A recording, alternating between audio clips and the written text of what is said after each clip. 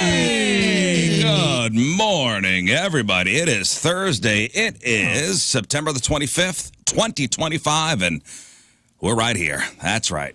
Waking you up, St. Louis. You up? Get after you it. up? You ready to get after it? Mm-hmm. Let's grab this day by the creme. Yeah? Is that the under or is that the whole thing? That's the whole thing. Oh, the wow. creme. We're just going to grab it by the creme. Is there a silent W and a harsh H in there? How does one spell that? Creme. I think it's a made-up word that I heard Sacha Baron Cohen say once. I don't think it's real. Oh, you don't? No, I heard Sacha Baron Cohen say it once. Like an Ali G thing? Yeah. It may have been a Borat thing. I think it was Borat. I don't know. Just trying to start the show here, guys. Very nice. Thank you. Remember when that was everybody was doing Borat stuff? Everybody. Yeah. Everybody was. And you know what? The only bad thing about USA, greatest country in the world. The only bad thing about the Borat era, and I want to say this is a gripe. I had a killer mustache. I had a big old beard. You know, there was no silvers in it. Like, I could grow this awesome thing. And I get bored. As you know, I get bored of my facial hair, and I change it up all the time. And there was one point. Be nice. There was one point where we were doing these family photos, you know, like at the time. You know, you'd go into the mall or whatever, one of those places. It wasn't just JCPenney, but remember they had actual mall stores where they were taking your pictures, family portraits. Yeah, sure. I forget what they were called, Picture People or something? Like you would actually go to the actual store. Oh, yeah. Yeah. I used to work for. Yeah. And they had like a 21-year-old. There was one called Owen Mills. Owen Mills is the big one. And then there was one called, what's the one I worked Owen Mills was the big one. Yeah. I was the big competitor. Yeah, and you know, chalk this up for maybe I wasn't the greatest husband in this sense, because every time we would go to family photos, it was so obnoxious to me that I was like, well, you know, I'm having fun with this. I'm going to do a different facial hair that I did last year. You're not allowed to have fun with the serious family photos. Right, but I just want to have fun. It's funny to me. I want to be able to see, you know, me and the kids, and I got the Lincoln beard, and I did the Lincoln beard once. It didn't go well. It didn't go over well? I thought it was hysterical. I still... You know, do you have the pictures? Oh, of course. Yeah. I mean, they're great. Were they hanging on the wall? My kids were toddlers, and I had a big Lincoln beard. And then I think the following year, I had a full beard. It was pretty big at the time. And it was picture time. It was Christmas picture time. So I shaved everything and went with a mustache. And I'll be danged if it didn't look pretty good. It looked pretty good. It was kind of World War II-y. I mean, kind of Civil War-y. And, you know, but modernized a little bit. The problem with it was you couldn't step out of your front door without somebody going, oh, Borat. I got the Borat everywhere. And it really bothered me. I was like, go with the red. Just doing a mustache. Why can't a fella just rock a mustache and not get the Borat treatment? I don't know. Ask somebody who's got the Hitler mustache. Okay, good point. Ask them. Well, that lasted a little longer than the Borat. What do they call that? That's a specific kind. The toothbrush? Yeah. Michael Jordan was rocking one for a little bit. He looked good in that. For a long, he didn't just rock it; he owned it. Like he went past. Michael Jordan was rocking the Hitler for a little bit, which was so weird and ill-fitting. Right? It didn't even look. It didn't even look good on him. Yeah, I can understand if you're like, oh well, I mean that's a bold move, but you look good. Because really, like Charlie Chaplin had one. Yeah. Right? Yeah. That was pre-Hitler. I'm sure that's what Jordan did, walking around going, "Hey, this is the Chaplin." Yeah, it's a Chaplin one. It's not the Hitler one. No. Yeah. I'm a champion, Chaplin, same thing. Ever so slightly different. I think there was a commercial when Michael Jordan was it Haynes or Fruit of the Loom when he's on the airplane. Yeah. I'm like, dude, this guy's got a Hitler mustache. What are you doing, Michael? Be like Mike, except for that. Have you ever seen that commercial? No. Michael Jordan. Michael Jordan. What is it? Hitler mustache. Well, Hitler mustache. Yeah, but what was the I think it was just Haynes on an airplane commercial. Haynes on airplane, Hitler mustache. While he's looking that up, the Charlie Sheen doc where him and his dad play Michael Jordan 2 Oh, you finally watched it? I finally watched the first part, awesome? and I couldn't stop watching. There he is. They beat him. Yeah. I wish. So Moon's got the commercial pulled up here. Let me see if I can get some audio. Oh, yeah, I see the little. See how it's all curled up like bacon in a pan? See how bad this dude looks? What's that? Thank you. Okay. Talking about T-shirts. On lay flats. Oh, the color's all off, so you can't see it really. Yeah, we are. Oh, there it No, is. we're not. I see it. The lay flat collar. Lays flat, won't bake it. Dude, It he doesn't is. look- I mean, it is. Yeah. Yeah. Did he have a no guy? But like, dude, man, I mean, do you need a no guy if you're Michael Jordan? I guess not. I'm like, man, that mustache. It's. Did he think he was so famous that he's like, guess what? I'll grow a Hitler mustache. And There it is. people will start calling it the Michael Jordan mustache. Well, he had two of them. He had one on his chin and his lip. He did have the flavor hair saver, Jordan. so it ever so slightly makes it French rather than German. Oh yeah, yeah. You see, I have one under my lip too, yeah, so it's no, okay. no. I'm 3 miles into France. I'm so famous, I'll grow two Hitler mustaches. One on my bottom lip, one Yeah. on my top. Yeah, And this I'll is- do a Hanes commercial, and no one will say nothing to me. This is France. Right? during- As much as he gambled, this could be a bet. He could have been like, I'll tell you what, Oh. I'll bet you. Oh yeah, he's a gambler. He probably bet someone $500,000. He's like, I bet I can go do a Hanes commercial with two Hitler mustaches, and no one will make me shave them. And he did it. He did it. He did it. I'm You're proud right, of him. dude. That sounds. You think he did Absolutely that? correct. You think it was a day like a? I'll bet you it was a bet. You know, he's a notorious gambler. Oh, yeah. Oh, I mean, look at that thing though. Hey, he did have this. Now, imagine flavor saver? if he didn't have the little triangle, and he was You straight. can't even really see the little triangle. This Almost is- looks like a shadow. Yeah, this Yeah. is German occupied France, but without this, he's straight Berlin. Yeah. Man. I'll bet you he's You like. think it was a bet? Oh, God. Dude, it makes total Please, sense. Jordan, tell us. I am Like, so famous. Why wouldn't you have come out and watch. told I'll us? bet you I could do a Hanes commercial with a Hitler mustache, and nobody's going to say anything. And I could get away with it, and the man did.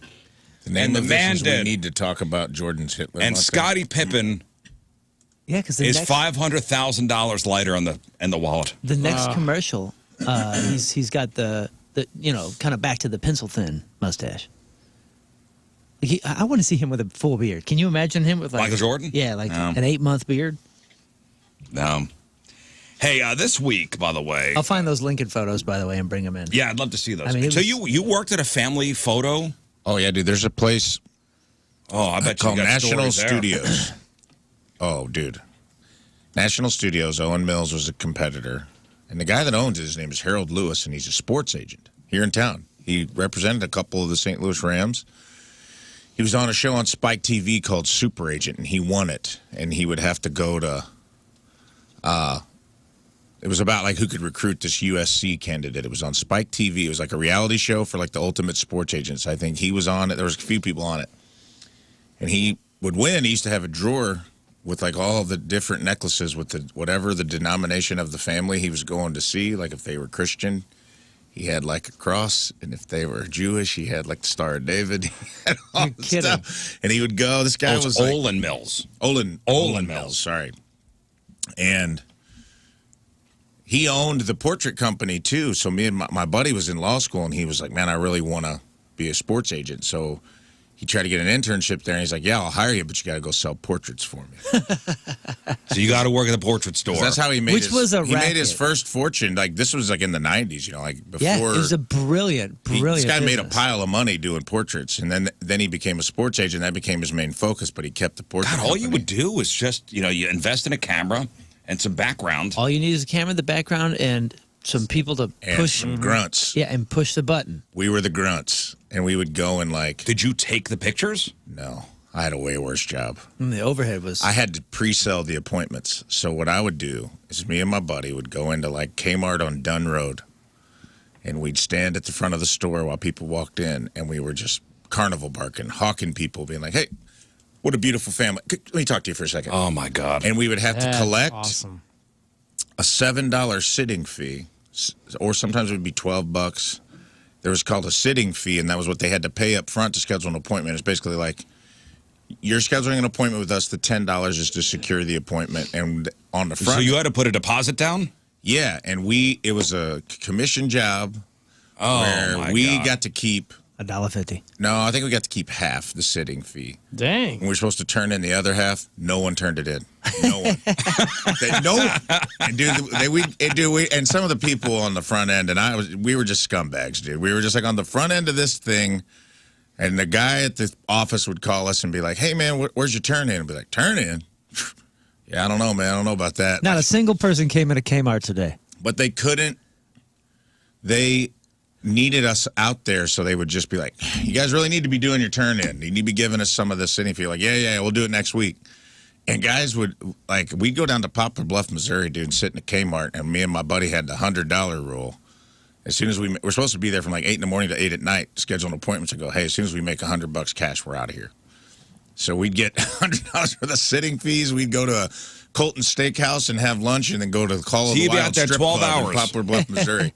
12 hours. No, we would be there for like 4 hours and leave. We were terrible. We were supposed to be out there for 12 hours. Supposed to be out there for 12 hours. Oh, my God. And there were some people making good, and this was at the tail end. I was doing this in the early aughts. So this was at the tail end of the portrait business being lucrative.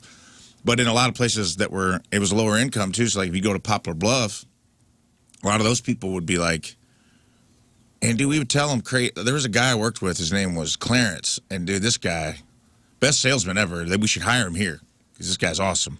He's like, he would just be like, what a beautiful family. He would have pickup lines. Like, 3 women would walk in and be like, oh, my God, is that Destiny's Child? Oh, I'm sorry, I don't have my eyeglasses on. And he would have... Oh, you 3 are white. He'd be like, come over here for a minute. He'd be like, come over here for a minute. I need to talk to you. And it'd be like a mother and her 2 daughters, and they would eat it up, dude. And, like, he would get the money. He'd just charm the money out of their wallets. But he would go... We'd have, like, a little table set up with, like, a big... What are the big, like, mantle-sized portraits? How big are those? Yeah. 24 the inches ones that by- would go over the fireplace. Enormous. So we'd have those, and what we were supposed to be selling is for like $25. You got 16 wallets and an 8x10, right? What a deal. And it was $20, whatever it was. Well, the wallets were the little stickers. They didn't tell you that. And so you'd get one 8x10, and then the next, what they would do is come take the pictures, and then when they'd offer the package to people, Upsell. the cheapest package was $300. And the pictures were good. The people that took the pictures were really good at it. But this guy would be like, you ever seen those pictures where they bring in like an old Model T car and like a Tommy gun, and you can dress your whole family up like gangsters? And people are like, oh, really? He's like, yeah, it's going to be here next week. Because we were there before the photographer, so he would promise. He'd promise stuff that was never even... You'd get that at Silver Dollar City. Because he ain't going to be there by the time He'd the be promise gone. is broken. And, dude, we'd get so many phone calls. Clarence! You got to stop telling people they're going to get a space Our shuttle. boss would call me like, Clarence, did you tell people there's going to be a copy of the Challenger here? And he's like, huh? Nah, man, I didn't say that. And he was just like, They're dude. not going to be sitting in a Blue Angel. Yeah, dude. It was like, or he'd be like, hey, man, somebody came in and said you told him for $25. We would have like the mantle-sized pictures up, and he'd be like, you get all this for $50. You give me $50 today, you get the framed wood oak 3-foot by 2-foot family portrait printed on canvas. You get this, and this, and I'd be like, for $25? And they'd give him cash. And he would just lie. And he'd leave, and they'd come in and find out they weren't getting any of the photos he promised. Oh, boy. And we'd get phone calls and stuff. We should hire him. It was... Oh, yeah. Yeah. We need this work. I said he's a good Whereas- salesman. And then you Not said an we should honest- hire him. Not an honest sales. Didn't say he was honest. Well, he just needed a little more supervision. Is that He all? shouldn't be left out on his own like that. All right. Hey, we've had a couple salespeople making those kind of deals. yeah. We need to find Clarence. Where is Clarence, if you're listening, Where is man, Clarence? get in here, dude. I hope hope he's you're still well. alive. Yep. Oh, dude. It was He's such, either rich or in jail. it for was sure. one of those jobs that I'm like, I got to write a movie about this someday, because my friend was in law school, and he was done with law school. He had graduated law school, could not find a job as a lawyer, was doing this because he wanted to be a sports agent. And I'm like, there was one day we were like in Is a this cave. him paying his dues? Yeah, which he finally figured out that was never going to happen. The guy was just going to, and he's great. He's a great, successful lawyer today. But we were doing this job, man, and I remember one day, like, I don't even remember what happened, but it's like this incident happened where it was crazy, man. Like, a lady came in, and she had a baby in a stroller and was like 8 months pregnant. And she's like, can I come back in 2 months and take pictures with my the baby. Yeah, and yeah. the shoot was next week, and I just looked at him, and he goes, yeah, you can do that, you know, just trying to make the money. Yeah. $150. Took her money. It just took her sitting fee. But I'm like, she's going to find out. Like, we're not going to be here in 2 months. Oh, We're going to be here next week. And then she's going to have to call the company and figure out. And I go, man, you got a law degree. We got to get out of this place. We were all like, what are we doing here? It's like he did the right thing. He goes, no, actually, ma'am, you know what? I don't know about that. But I was like, I could see for a minute he thought about telling her yes. And I was like, and taking her money. He was inspired by Clarence. Clarence has gotten our head, man. We're trying to be. Yeah. The spirit of Clarence is with us all. Clarence is in us, dude. You know, ma'am, I'm not 100% sure. Let me check with my manager. Clarence. Yeah. He's a good guy. Not only we'll give you a sonogram next week when you come in. Yeah. Clarence, we don't do sonograms. Yes, we will. You know what? For an extra $6, we'll baptize the baby. We'll film the birth. For an extra $20, we'll film the birth, and we will do it. We get Steven Spielberg in. It was just a wild job, Well, man. I can imagine, those pictures, by the way, as a family gets dressed up and you get to pick your background and be like, all right, I want the Acropolis behind us. That's the thing, dude. And I was having Hold down the... I was having a kid every year and a half or so. So it was like, I was doing in a there. lot. I was in there. Yeah, $1,000 a year. I'm paying a stupid we place would like in a to mall. take a picture in front of the Eiffel Tower. Okay, Yeah, and pull then- the Eiffel Tower background. And then she'd be like, Kids, "Hey, you want well, to go to France? yeah, right. Something else would happen. It's like, well, we need to update the family photos. Like, well, there's cameras all around us. Surely we can figure this out without spending $350 in the mall. And to put a cap on it, there were like other sales teams. So it was always 2 people. And there was like this other guy named Antoine that he always had like one of them hats on backwards that looked like a newsboy cap. Yeah. Like a Kangol cat. Yeah. And they would like Samuel antagonize us. Jackson. They'd call us up and be like, how many sales you got? And we'd be like, we don't know, man. I got 6 and my buddy's got 4. And he goes, I got 15. I'm cutting their heads off over here. He's like, people coming in, cutting their head off. And he was like, it was just like the weirdest group of people. It took a special breed to do this job, man. And he'd be like, keep trying. Also, listen, there was a time when people would stop and listen to a spiel. Yeah, they won't now. They won't now. I can't imagine kids even doing that as a job.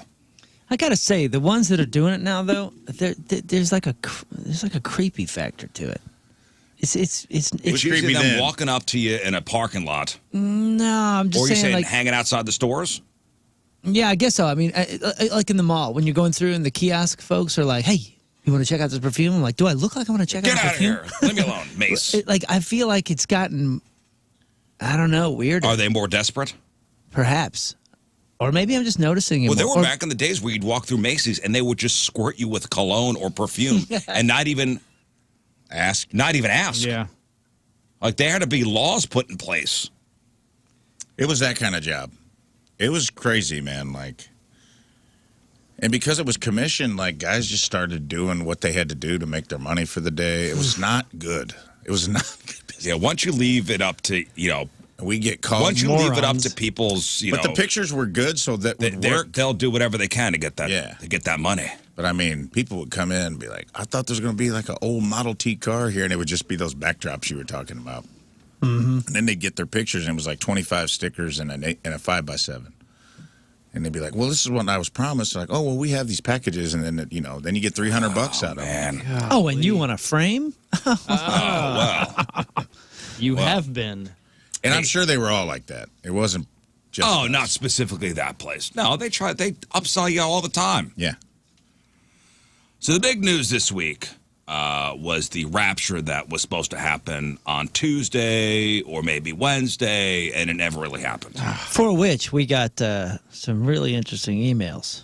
Remember, because we were laughing at this Yeah. guy? Several people Venmoed me $1 the other day for the Rapture, and I appreciate that. Well, it all started last month when a South African pastor went on TV and predicted that the Rapture, the event where devout Christians are supposedly whisked away to heaven, said it was going to happen September 23rd or maybe the 24th. And his prediction caused quite a stir online. And there were some people that took it so seriously, they quit their jobs, they sold off their cars, they were fully expecting to be gone. From a rando guy. Right. So you can imagine their disappointment when they, either woke up on Wednesday or went through the day on Tuesday and Wednesday and nothing. They were still here. Instead of ascending to the pearly gates, they had to figure out what to do for work or transportation because they quit their job and sold their car. It's a new beginning. Now, naturally, people are looking for answers. Like, Pastor, what happened? Well, I thought Jesus came to you. Specifically you, the South African minister. You told us all. Jesus said we're going to be raptured on Tuesday or Wednesday. Well, there is an answer, guys. oh, thankfully. There is an answer, and this makes total sense. Wait. There's an answer as to why what the mix-up was? Yeah, why God is not, This is the pastor saying this? why God has delayed. This is the pastor, or this is these are the folks that These are sold all the this this stuff? is what's going. This is what is now going around. Yeah. Was it weather permitting or something? No, it makes total sense, guys. Okay. Okay.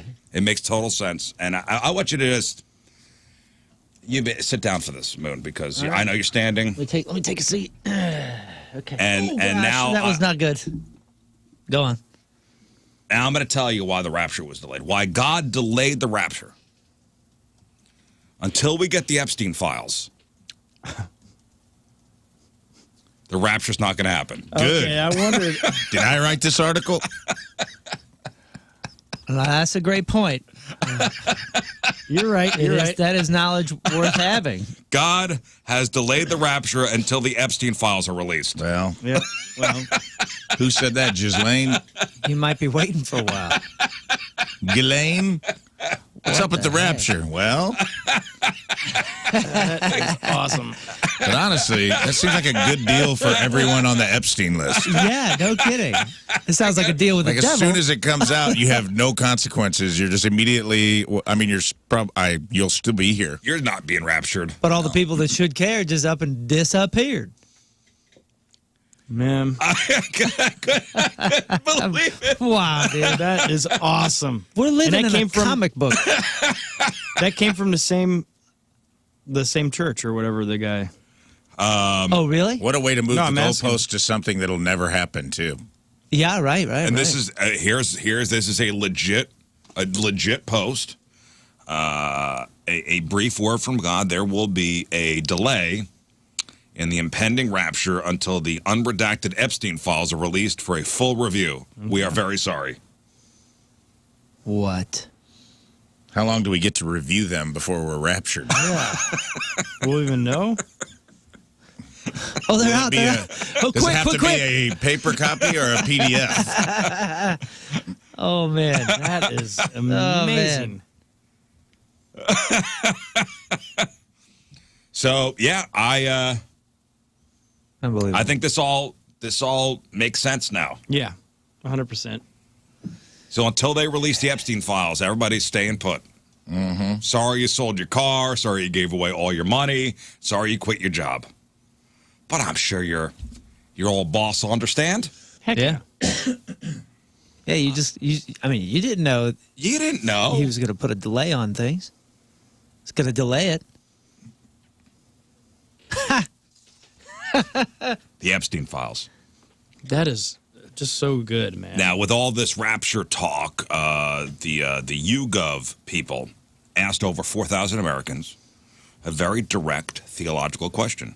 If the rapture were to occur tonight, do you think you would be more likely to ascend to heaven or be left behind? And what do you think America said? Well, America's a positive thinking place. I'm going to go ahead and say America said that they would peace out. Do you think America said they're being raptured? Now, the rapture is an end times belief held by some Christians, which posits that believers will be taken from the earth by God. The event is described as all living believers, along with resurrected believers who have died, ascending in the clouds to meet the Lord in the air. That is the definition of what the rapture is supposed to be. And by the way, the term rapture itself does not appear It's not in the Bible. English translations of the Bible. It's derived from rapio, a Latin word meaning to snatch up. away or to seize. Yeah, caught up. which was Rufiel. used to translate the some Greek word found in a key biblical passage. So the results show that Americans are, on the whole, fairly optimistic about their chances. Oh, good. Yeah. For every person who thinks they will be left behind, more than 2 people believe they will be ascending. So 46% believe they will ascend to heaven, 18% believe they will be left behind, and I'm in the I'm not sure category. That's where I am. That's where I sit. Yeah, come to the sure category. I'm sitting in the not sure category. And listen, once those Epstein files are out, who knows what's going to happen? Who knows what's going to happen? Oh, what a great reasoning for that. What a great time to be alive, guys. You guys know that, and I think Lern covered this yesterday, that Baywatch is being rebooted. The show, or because remember they did that movie that wasn't that bad. By That's the the way. Zac Efron movie? Yeah, it was like a goofy it's version kind of of funny. It's okay. It was a great airplane watch, or Yeah. like an afternoon I got an hour and a half to kill. Silly movie. It was funny. It was. No, I think it's actually, I think the Fox network is actually doing another, like a new version of it. Is Hasselhoff back? That doesn't matter. What matters is the theme song.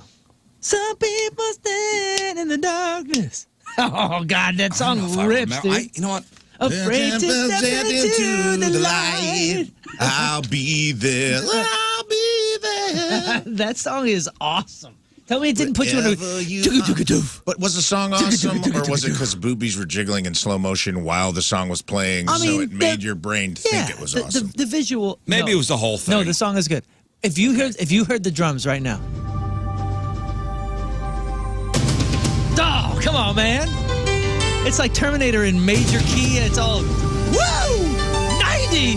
Sounds like walking in Memphis.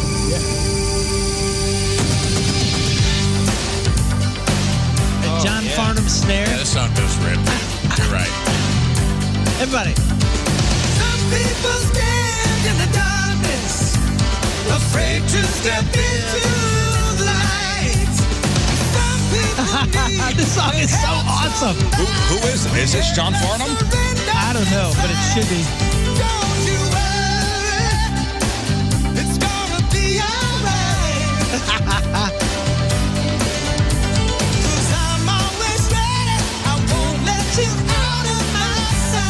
The guy's name is Jimmy Jameson.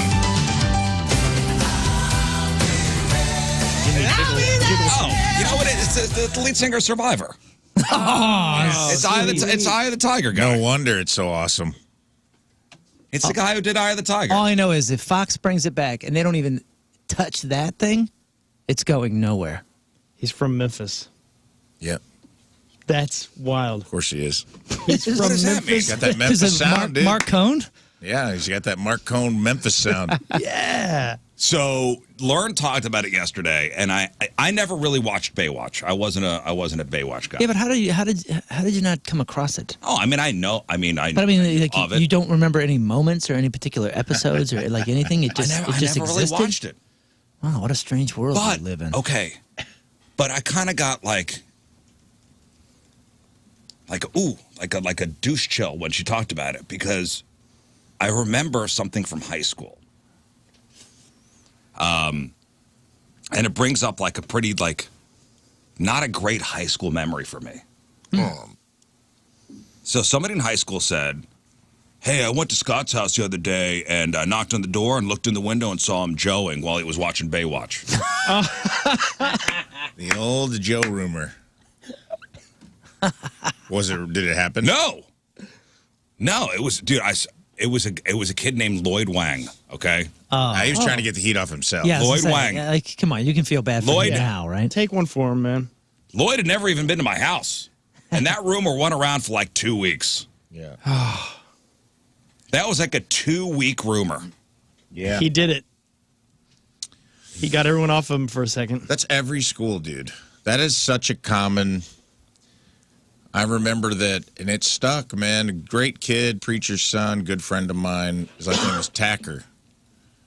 And Matt Grammer was like our rumor starter. He was a great guy. He could fart on command. We got paddled one time in junior high, and he got me out of a paddling because he farted while the teacher went back. And she started to cry. It was our English teacher was paddling us for misbehaving. The teacher started crying? Yeah, because she just... Yeah, because he blasted her, and she swatted him once with the paddle, and on the second pullback, he just ripped a big one. And we all started laughing, and like she was already like an emotional lady, and like she's like, no one respects me, and just started crying. And ran out of This'll help. Nothing happened. She just let's all go back to class. I mean, one guy got paddled all the way in front of. He was second, so I felt bad for one of my buddies. So did he fart while being paddled? Yeah, That's a great skill. I'm saying like. One guy got all 3 swats. There was 4 of us. And one kid took an in-school suspension because he was a pussy, and he left. And I was like, come on, man, just take the licks. Yeah, just take it. Don't go home and tell your parents you got.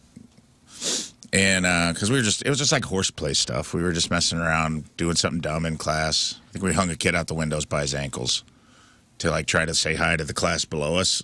And she caught us doing that, and we all got in trouble. And he ripped a big fat one, and then like when she went to swat him, and it was just like, he's like, and then she started crying and ran out. But He squeakered? It wasn't even like a blast? it was a big blast. Oh, okay. It was like it was like one of those. How long you been with her? But that kid, he could get a rumor going, man. He was a little. Oh yeah, this was a Scott Joe to Baywatch rumor. Yeah, he went into I remember he went in and he said that Jason Tacker was in the last stall of the bathroom joeing, and they started calling him Tacker the Tallywhacker. Yeah. And that I'm was like, the you rumor. just did it because you thought of the rhyme. He just picked Evil.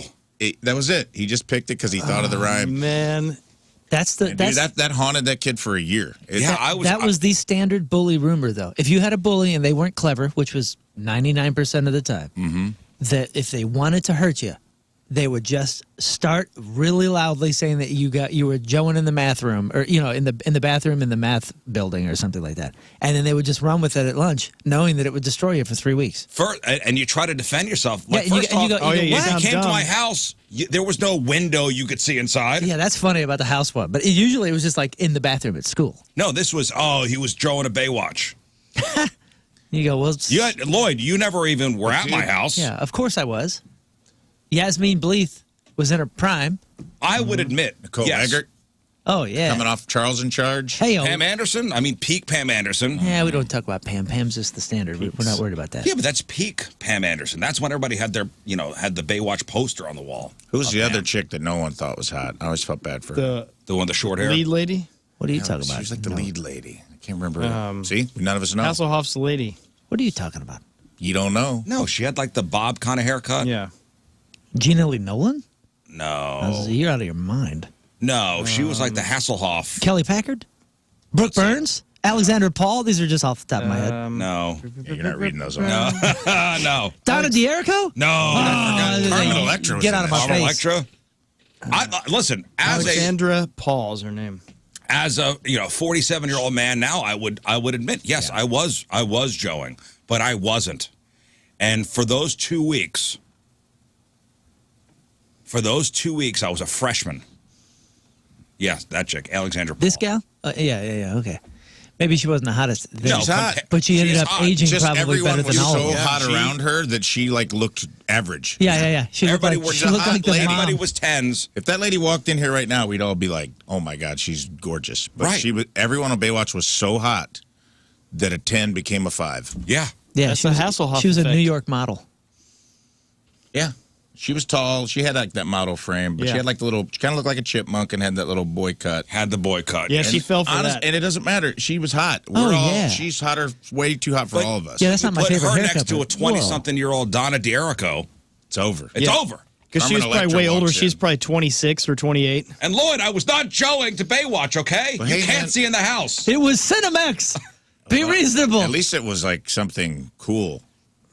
He didn't say you were like joeing to Ernest Scared Stupid. Yeah, yeah. Okay, but you know what, though?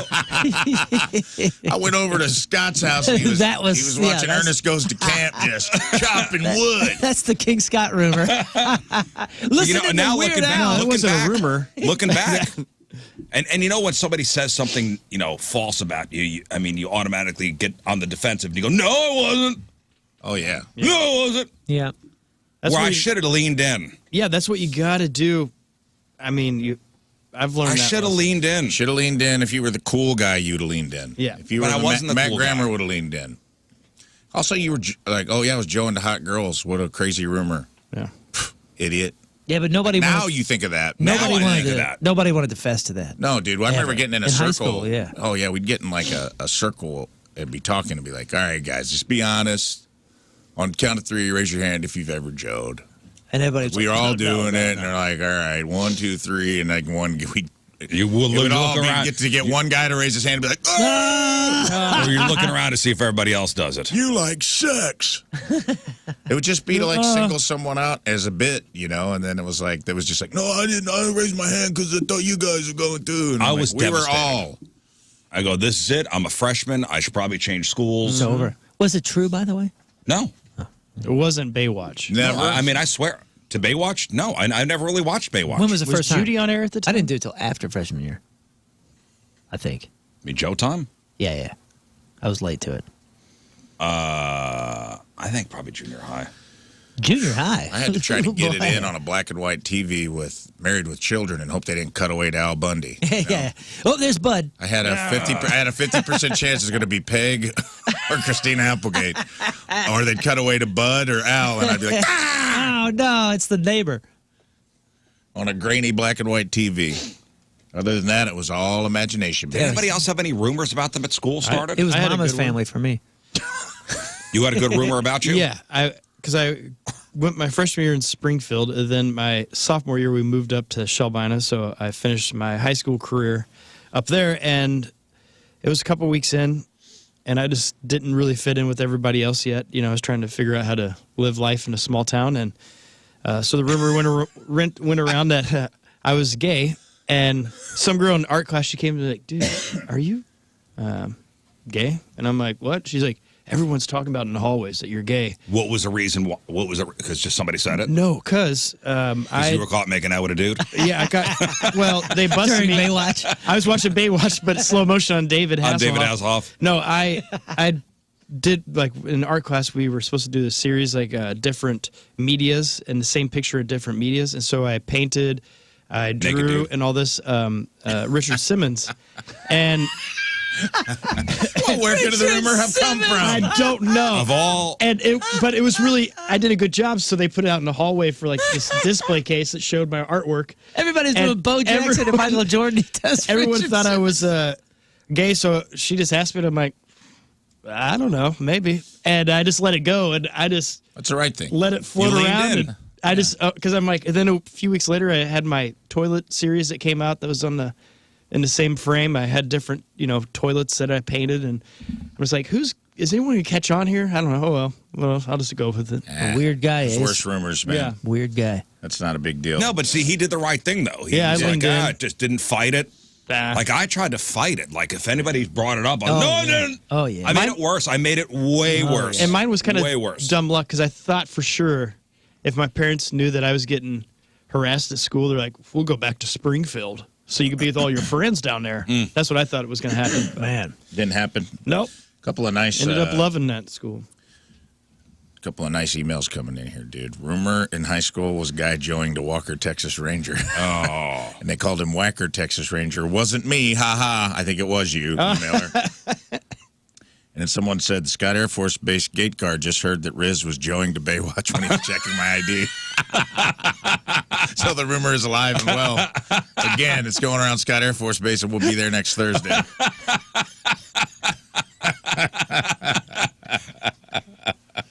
Yeah, That's great. Great point. The colonel on the instant feedback, I would have said, "Why were you watching me, Joe?" Boom, Lloyd. Yeah.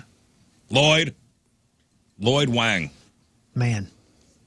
Lloyd Wang. Dude, he was just trying to keep the heat off himself. If your Yeah, last for sure. name is Wang, Yeah, don't you feel you're- bad for that guy? You're tiptoeing around a Joe rumor your whole career. And so Lloyd. He's like, I got to get Lloyd. it going. Guy's name was Lloyd in the 90s. It wasn't hot. That wasn't Lloyd that wasn't wasn't really playing hot. well. hot name at any point. I had a couple. I was such a dork in high school. That was really off of the radar, even the rumor radar. That's how low I was on the totem pole. But there was this one time where it got around that I was saying that I was dating this super popular chick, which obviously would never happen, and I'm not absurd or out of my mind. I wasn't concussed, so I would never say that. And this gal apparently had heard that and was so upset because again, I have standards. I was so low, and she was so high that she was like, like all the girls that were even friends with her that were like, maybe a tier or two down that would associate with me, not associate, but like, say hi to me in class. And like we had gone to school together for 11 years by this point. They stopped talking to me. And I was like, what is going on? They're like, oh, well, you're telling everybody you're dating Jesse. And everyone knows that's absurd, but it's just ridiculous that you're going around telling everybody this. Right. I was like, why? What? So it got so serious that I had to track down her number and call her and be like, yo, I never said this. I never said anything like this. Look at you talking to a girl. Why would I say this? And yeah, I had to like straighten it out because I was like, dude, you're killing me here. Like, don't drag me into any of this. I'm trying to stay under the radar. Leave me alone. As I was such like a kissed skinny kid. Me too, man. And I was on like a razor's edge as far as like, okay, people kind of like me. I'm talking to people, one step forward. Now with this rumor, 2 steps back. Yeah, me too. Damn it. I was so in my own head that I just wanted to stay off the radar. Like anything was bad for me. So I was just like, I'm just trying to survive here. Sorry, Jesse. Like, I didn't say anything. Why would I say something like that? It's only bad blowback for me. Ron says. That was Rick Springfield, Jesse, not me. Yeah. But if you're interested in dating me, I'm Ron available. says, we called the kid Jiffy because somebody said he had his dog lick peanut butter off his. Yeah, that was always started, too. They were, yeah. Yeah, they were the standards. And it was Yep. just like, oh, who was the victim? Who's the target? Had a for kid this they called standard? Catman. Rumor was he had sex with cats. Oh, my goodness. Yeah. Messed that poor kid up. Jeez. We had a guy Jeez, man. that, got accused of banging his pet bulldog. Oh, man. They just started calling him Bulldog. I had this horrible rumor going He around leaned in, though. senior year that I had a kid. Oh, yeah, but you did, though. Oh, yeah. That one was true. You had nothing about you, Rafe. You were a popular kid. You were on the football team. Yeah, but I aged. Cool car. I wasn't, though. Like, I was a floater. I was by the end of my high school career, but I aged. Dude, I had cystic acne. I had so many things I did not want people to key in on me. Like, I had, like when I was in junior high, man, I had to get on, Accutane because I had such terrible. I had the kind of acne that was so bad that people didn't make. Like, they called the one kid Pizza Face who had, the regular. Oh, Yeah. We I had had, pizza the face. kind where, I had some kind of issue where I had, big golf. I'd get, golf ball size. They would hurt.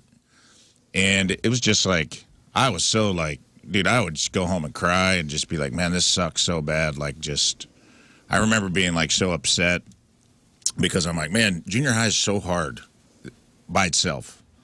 And I was, a skinny kid. I was a late bloomer. Between my sophomore and junior year, I grew, a foot and got muscles and, my skin cleared up and was, so I think because I had that experience, I wasn't a jerk when I aged into my body. So I was nice to everybody. So I didn't really have, but there were still rumors. I had people I remember my buddy telling me at a sleepover that I wasn't at, that people were making fun of me because my house stunk because my parents smoked in the house.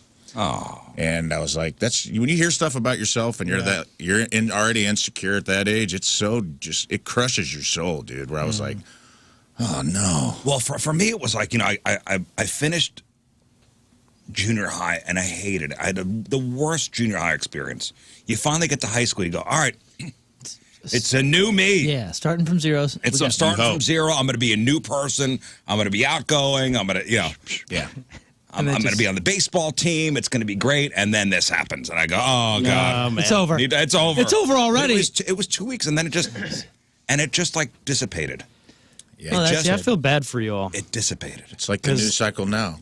It's only something's hot for 48 hours, and then the new thing comes. The Yeah, new it's- tea. I feel like it's even The faster. new second for these- baseman arrives. News now is like high school. Even faster for these kids now. 24-hour Yeah. cable news network. That was the first 24-hour news network was high school. Man. Because you just get a rumor going. There's a girl that I found out, a girl that I thought was cute too, called me the Vlasic pickle stork. And I remember being like pissed off and crushed about that because, you know, like I had a big head and my nose was like long. And she's like, I wouldn't go out with him. It's like the Vlasic pickle stork. Oh, they compared you to the Vlasic pickle What a store? character. How many pickles has she eaten that's the first thing Wow, she that is thinks of? great. Yeah. Suck it, Jessica Dore. I don't even like you anymore. What's she up to now? Dude, I don't know. We got kicked off stage at the Limburg used to do this Spirit Festival thing every year. It was like, you know, the carnival rides and all that kind of stuff. It was a big deal. It was a big deal. And they had a stage there, and we had won the Battle of the Bands, or got second place of Battle of the Bands. And we got to play Spirit Festival. And yes, we did get kicked off. It was a misunderstanding, if you will.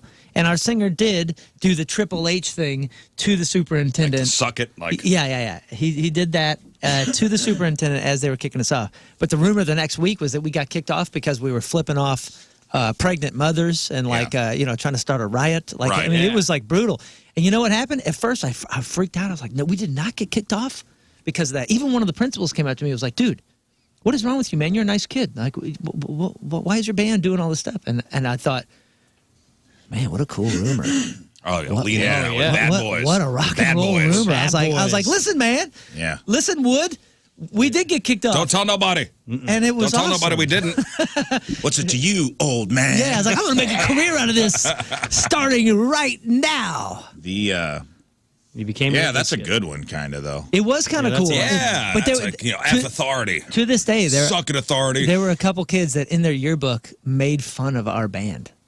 And I think it was from that. Like, there was a bunch of weird little rumors from it, which was interesting. It was my first experience At least you with, weren't caught joeing to Baywatch like Lloyd it was Wang. my You know, first I had experience one- with bad press. I didn't lean in. They used to make, when I had acne really bad, they used to make this clear sil that was like tinted, almost like skin tone. Like the Kelly Kapowski stuff that turns purple? Yeah, it was like skin tone stuff. So like you'd put it on, it was like clear sil, but it would like cover it up a little bit. And I remember, The pads? No, this was like in a tube, and it kind of looked like it would An be like ointment? tinted like your skin color. You know, it'd be like a Oh, it would Ray have a Force tint. makeup. Yeah, there was a girl on the bus that was like, "What's on your face?" Oh, because you got the one for black folks. No, Wrong, Put it everywhere. wrong tone. put it all over. What? Did I do that? Canceled. Yeah, I got canceled in high school. It was a really got bad acne. rumor. Poor me. I was wearing. I got acne. I was wearing ebony Clearasil, and I didn't realize it came in different tints. And apparently, I'm a bad guy. Why'd you rub it on your arms too? I wanted it to match.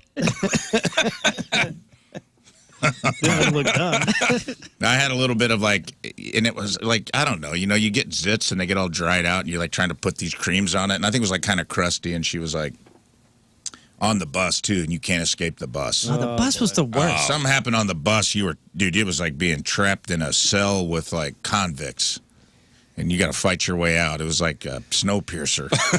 Yeah, it was. And It really was. And it turns out every one of the ones that was the most the bus bullies were the girls.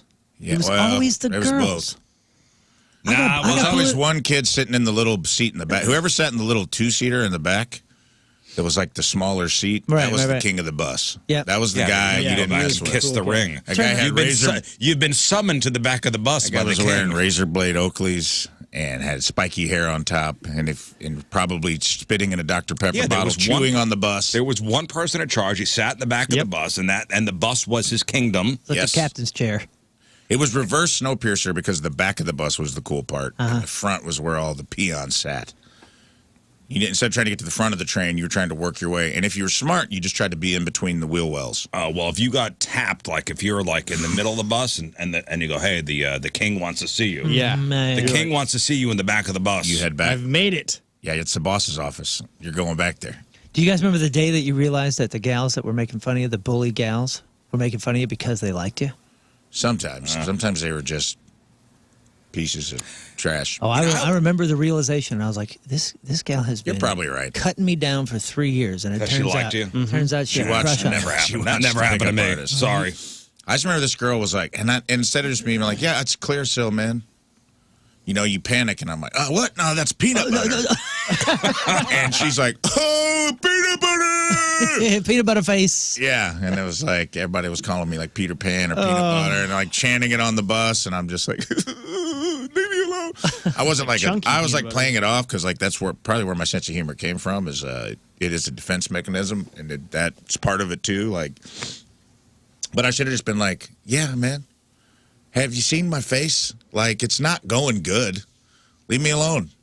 And maybe she did. Maybe she did have a crush. But I just remember, like, I didn't lean into that one either. I tried. It's you go into denial. You go mode. into defense mode Yeah. immediately, And then it makes it worse. Way worse. Well, I don't know how, by the grace of God, I had the ability because, not necessarily a rumor, but I remember one of the coolest girls in our middle school, she asked me one day, she's like, hey, do you have red colored, hair in that midsection? And I was like, yeah. Chest? And then everyone started ripping me for it. But then I was just like, What, fire crotch? yeah, exactly. They call me that, all that. But then I'd come up with names for there because I'm like, oh, you got brown hair, you must have, blah, blah.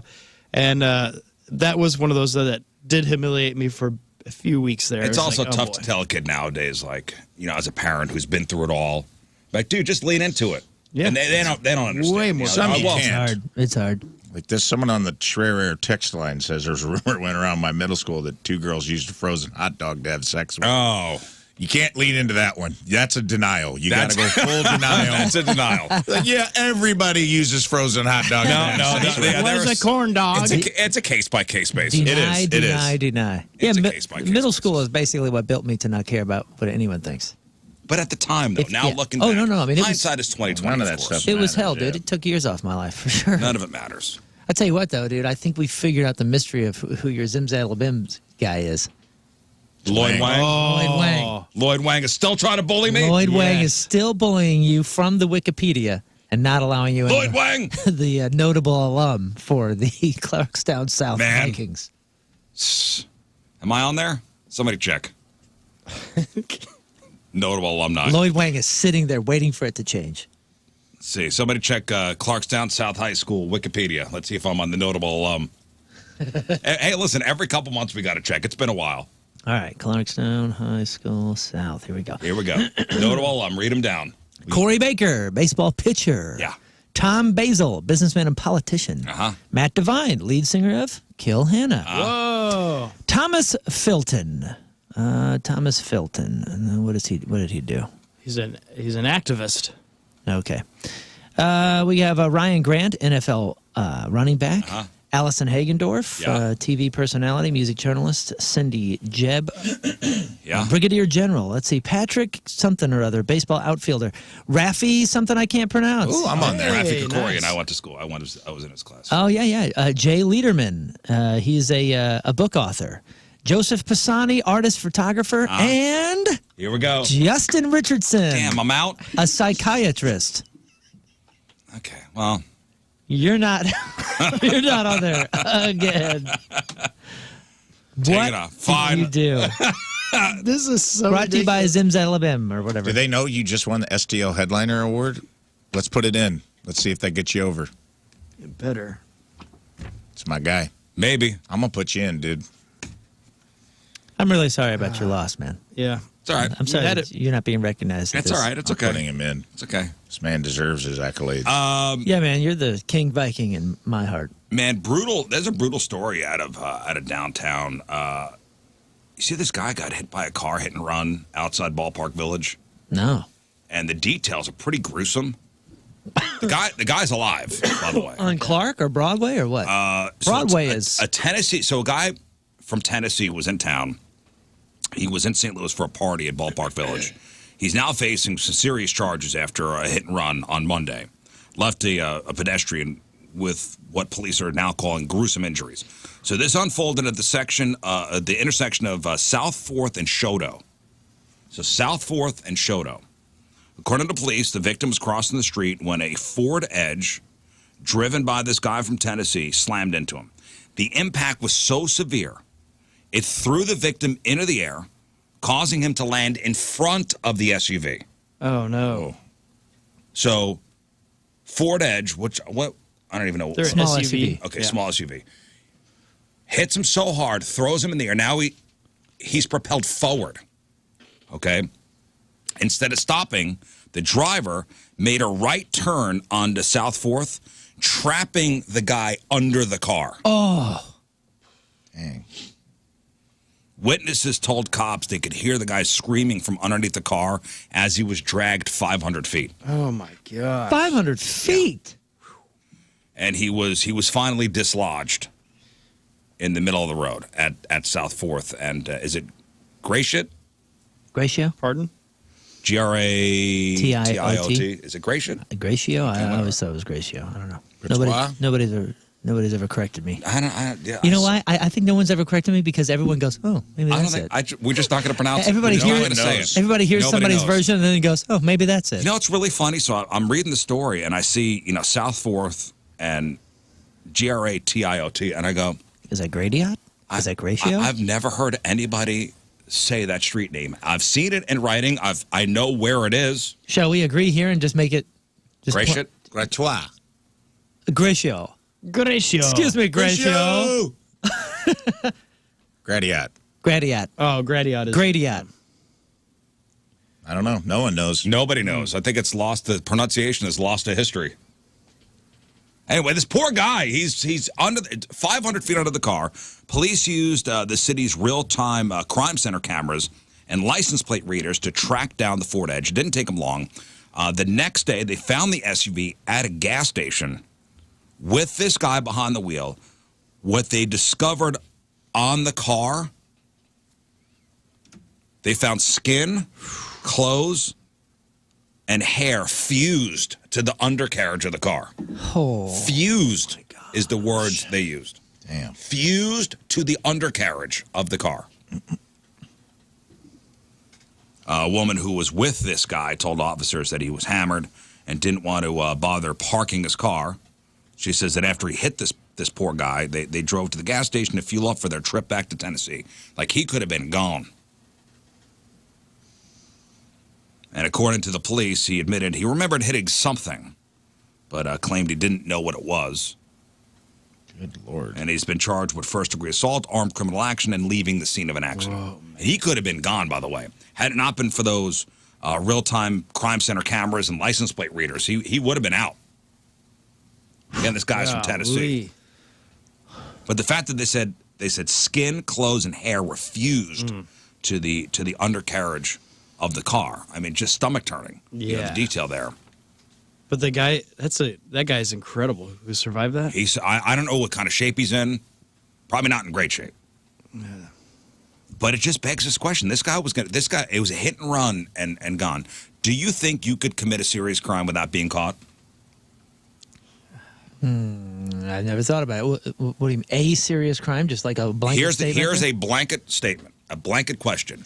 Do you think you could commit a serious crime without being caught by the police? Probably not. It'd be, I'm too bad at lying. I'd get busted immediately. And before you answer, let's see what America thinks. The vast majority of people are pretty humble, or maybe just realistic. 78% of people said, no, they don't think they could get away with it. In fact, more than half of the country, 55%, said definitely not. So I guess they know their limits. Okay. But here's where it gets interesting. There's a smaller but confident group on the other side. So about 12% of people, roughly 1 in 8 people, think they probably could pull it off. That includes 4% of people who are definitely sure they have what it takes to be a criminal mastermind. They've done it. Yeah, they're in Congress. To be honest, this is things that I don't want to. These are stats, the actual stats. I mean, that I don't want to know, because that is when you uncover what percentage of murders go unsolved, and that's not a stat that I want in my head. I don't want to know this stuff. Yeah, You know because what I I'm guess saying? if you answer that as a yes, then you're probably attached to something. Also depends on what you classify as a serious crime. And that was the blanket question. a felony. Right. A serious crime. Do you think you could commit a serious crime without being caught by the police? A felony. I mean, I've Like fraud? Yeah. Fraud? heard Murder? of a guy who has. I know people who have. I mean, if you start talking about like Wink, wink. transportation of controlled substances, that's a felony. Like a felony amount. Yeah, that's Like, serious. It's a serious crime. That's a serious crime. I know someone in their youth who may have erred on the side of that and not gotten caught. Maybe it's luck.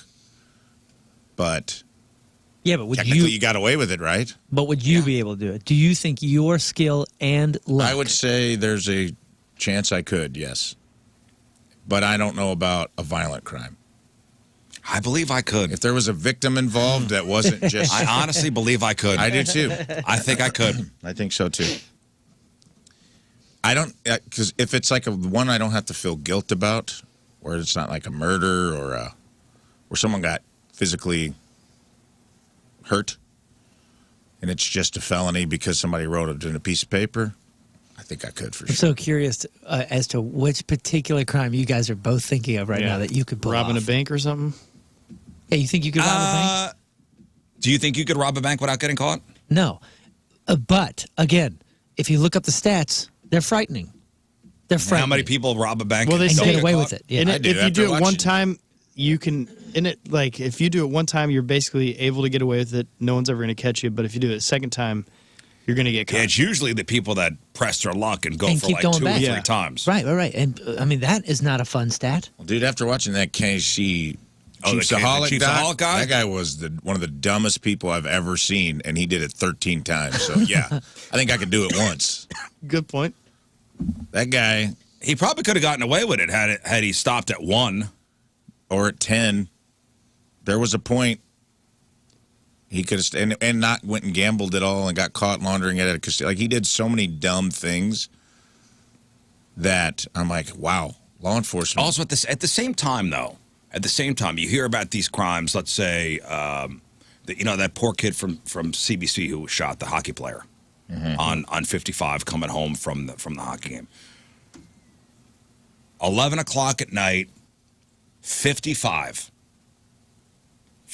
going north, and you figure, how the hell random car? I mean, it was wrong place, wrong time. But yet they just arrested somebody, a 4th person yesterday. Wow. Dang.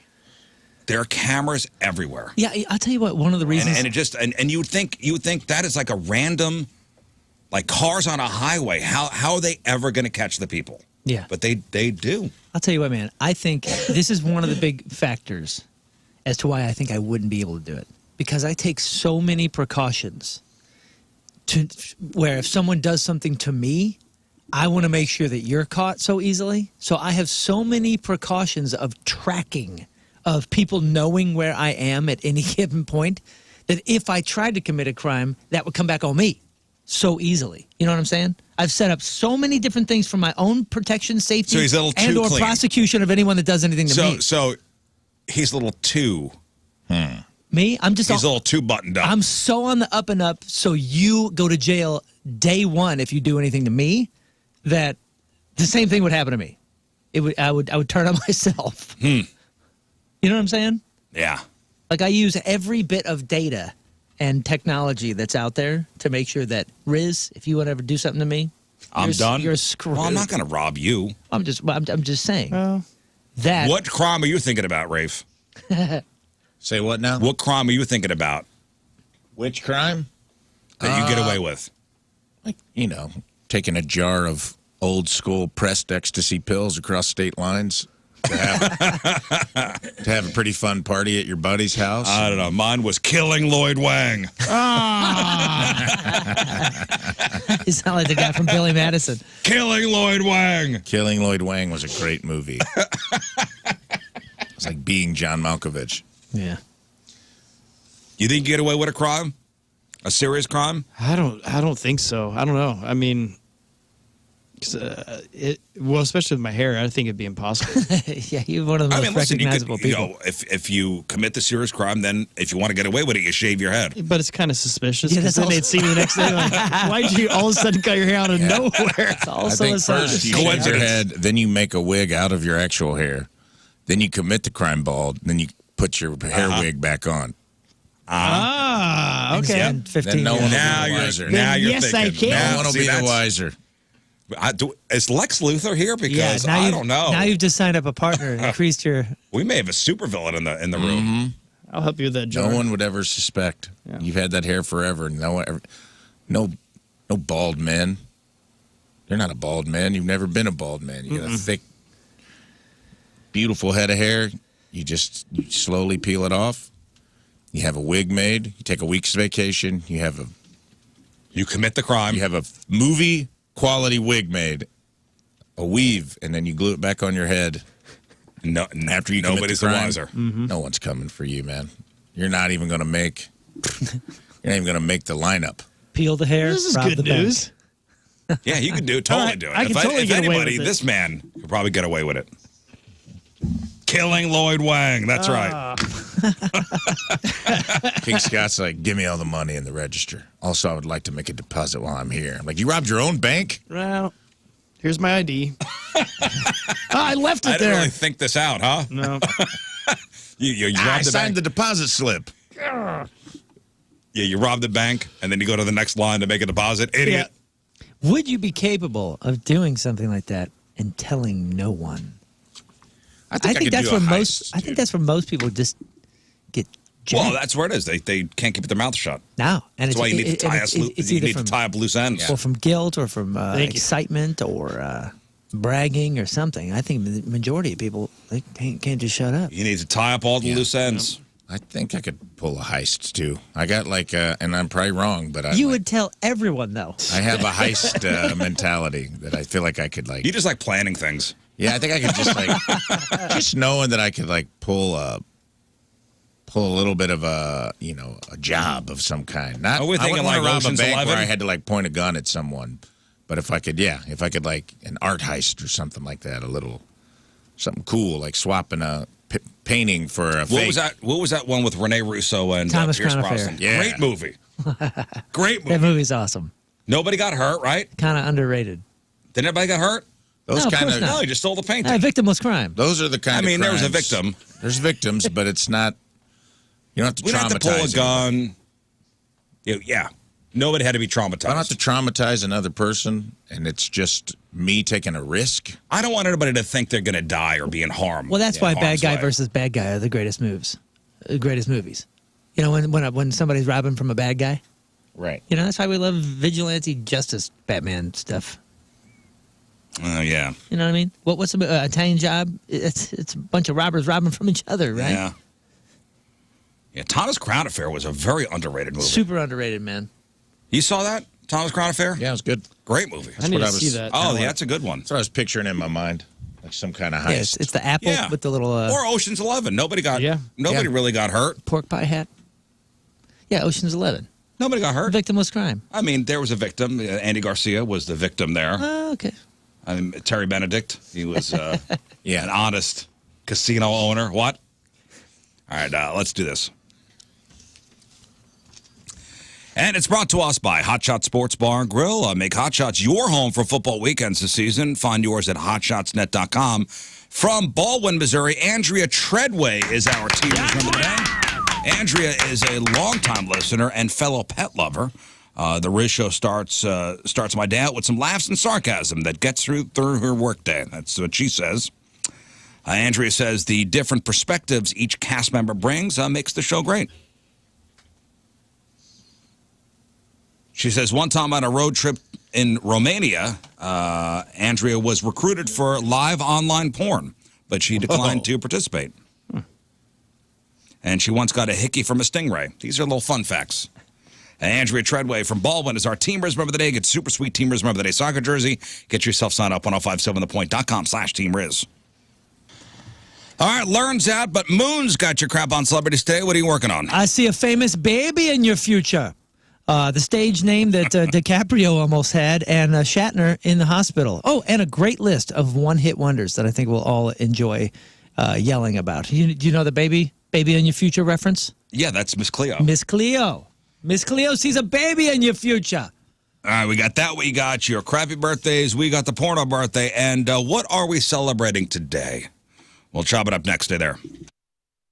All right, welcome back to the program. Phone number 314-624-3833 or 618-398-3833. The Schreier text line, 314-649-DUMB. The Mick Ultra Studio Cams, 1057thepoint.com/Riz. The socials at RIZZ Show. Your emails, RizShow at 1057thepoint.com. Our buddy Jamie Rivers will be stopping by in just a little bit. Jamie and his lovely lady Ashley. It's Jaime. We say Jamie here in America, Jaime. but yeah, he was born in Canada. We'll talk Pick'em Challenge. We have a gig together tonight. Jamie and I are at the Hot Shots on Lindbergh this evening, starting at 6:30. Pick'em Challenge is a game tonight. Yeah, I made my picks this morning. I was going to do Seahawks and the I Cardinals. was going to do it a couple days ago, but man, the way that my fantasy keeps every one of my players keeps getting hurt in practice, so I've been taking it up to the line. I've been going all the way to the Thursday and making sure that okay, this guy actually is playing. It makes a difference, man. This is what week 4, and nothing is going as expected. Who do you got tonight? Who's playing tonight? Seahawks and Cardinals. Oh, you know what? I do have the Cardinals. Man, I'm taking the Seahawks tonight. I got the Cardinals. This week is an interesting week of a lot of. I know this is 2 weeks ago I picked this team, did but now I'm so picking this bad. team. Yeah, this is so bad last weekend. I mean, for everything. For my Spread Zone podcast, I was 0 for 7. 0 for 7 for picks. 0 for 7. 0 for 7? I do a gambling podcast. I was 0 for 7. Well, then I'm glad you're Seahawks and I'm Cardinals. He could have dogged you. I'm switching now. Switching to what? I'm just kidding. Are you on the Seahawks? I think I did pick. It's loading slowly. Yeah. I got Murray's Seahawks. playing. Murray's playing. Murray's at home. I don't want to go against Murray right now. Also because And the Cardinals lost last week, right? Also because I'm playing him in fantasy, so I'm voting with my head a little bit, or with my heart a little bit here. All right. Well, listen, I'm sticking with the Seahawks. Taking the Seahawks. Yeah. Sticking with Kyler the Murray Seahawks. is spotty. He's a spotty player, and hasn't played. He's going to be rusty. I think Murray is going to put on a show tonight. Okay. Well, we'll see. And come see us at the Hot Shots tonight, starting at 6:30. What about And by the way, Jamie's lady Ashley is way cooler than Jamie. Way cooler. 100%. I like her a lot better. He knows that. He knows that. I love them equally. Nah, I like her way better than him. She's not Canadian, which helps. No, I don't know what she is. All right, what are we celebrating today? We got some stuff to celebrate. It is September 25th. People liked when we did this yesterday. What condiment are we talking about? Listen, it's a busy day full of holidays that touch on everything from food and health to comics and community. All right. Wow. I like all those things. So here's a little bit about what's being celebrated. All right, today's a big day for health awareness. So it's International Ataxia Awareness Day. Ataxia. Yeah. That's what you hail, right? That is when you get attacked by a taxidermied animal. Which shines a light on a rare neurological condition affecting coordination and balance. Oh yeah, you know what's funny? I think I follow a about this? cat. I follow a cat that has ataxia. Seriously? Like, you know what this is? I think so. I mean, it's not Parkinson's, but it's like It's a different- rare neurological condition affecting coordination and balance. yeah, Ataxia. Okay. it's like shaky cat. I think is Yeah, the. and there's also like a golden retriever that's popular that has Oh, it. okay. It's Yeah. also National Psychotherapy Day, a day to break the stigma around mental health and appreciate the benefits of therapy. For physical wellness, it's National Women's Health and Fitness Day, encouraging women to focus on a healthy lifestyle. Today we also mark, and this is Scott's favorite holiday, World Dense Breast Day. That's right. I love it. World Dense Breast Day to educate women about breast density. Never mind. Sorry, the cat that I follow. I wish Lern was here for this. Suffers from cerebellar hypoplasia, but dude, this cat is the cutest thing ever. Like, look, it just like it tries to eat. Oh. But it's like the cutest, coolest cat thing. ever. Well, here, I'll show you the dense breast thing I follow. Yeah. Show me the Dense Breast website. Let me see. Let's also give a big thank you to our pharmacists. Today is World Pharmacist Day. Oh, we got pharmacists in the family. Vital Love your role brother-in-law. in our healthcare. We have pharmacists in our family as well. Yeah. They do very well. It's not a bad career, that's for sure. Ton of work. Ton of work. Yeah. You have to deal with old people. I got a couple street pharmacists in my family. That doesn't count. Yeah. Not the same thing? Yeah, of course, it's the same thing. Yeah. Different license required, but Okay. appreciation Come on. for I mean, this. there's been times I've been appreciative of them. Yeah. You're still a musician if you haven't sold 1 million albums. Right. Finally, for the kids, World School Milk Day celebrates the nutritional benefits of milk for growing students. If you love food, today has a lot to offer. It's National Cooking Day. Perfect excuse to get in the kitchen, maybe try a new recipe. For seafood fans, you have two great options. It's National Crab Meat Newburg Day. What's that? What's Newburg? Crab Newburg. It's like I think it's a classic, like creamy, like baked. Like I Sounds think like it's an old professional baseball manager from the 20s. Yeah, Crab Newburg. Crab Newburg. It's like Brooklyn Dodgers. I think it's something you would get like an old steakhouse, like in an old steakhouse. It looks good. It's got like spaghetti Sounds good. noodles. And Oh, is that what that is? I may be thinking of something else then. In Game 6 of the 1923 World Series, Crab Newburg sent. I thought it's creamy. Creamy crab Newburg Creamy. recipe. So is it Rich like and toasted Alfredo? classic. Looks Alfredo. yeah. Yeah, you put it with. I don't know what it is then. I like me some Alfredo. I'm a Fredo freak. Today is also National Lobster Day. If you're in the mood for something simpler, it's also National Quesadilla Day. Lobster Day, but then it's Crab Newburg Day. Crab Like, Meat Newburg Day. Got jealous. Both of those. Lobster Day and National Quesadilla Day. Today is also offering plenty for the mind and soul. It's If You See Something, Say Something Awareness Day. If I see Remind us what? all something. Say what? Reminds us all to stay vigilant. Oh. On a lighter note, it's Binge Day.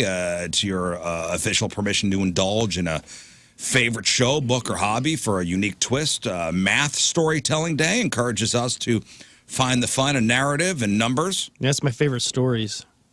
Pop culture gets its moment too today with National Comic Book Day. National Comic Book Day for celebrating the art of graphic novels. It's also National One Hit Wonder Day, which we'll talk about during Crap on Celebrities. To inspire a little wonder, today is National Open the Magic Day. It's about finding the joy in everyday life, while World Dream Day encourages you to take a step forward towards your biggest goals. Lastly, it's See You at the Pole Day. Oh, heck yeah. I I remember thought that happened last week.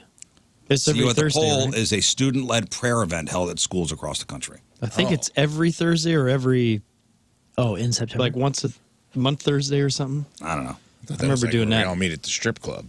That's what I thought at first, but apparently it's not. We should No. change that. Let's not forget to recognize some hardworking people out there. It's National Food Service Employees Day. It's National Research Administrator Day.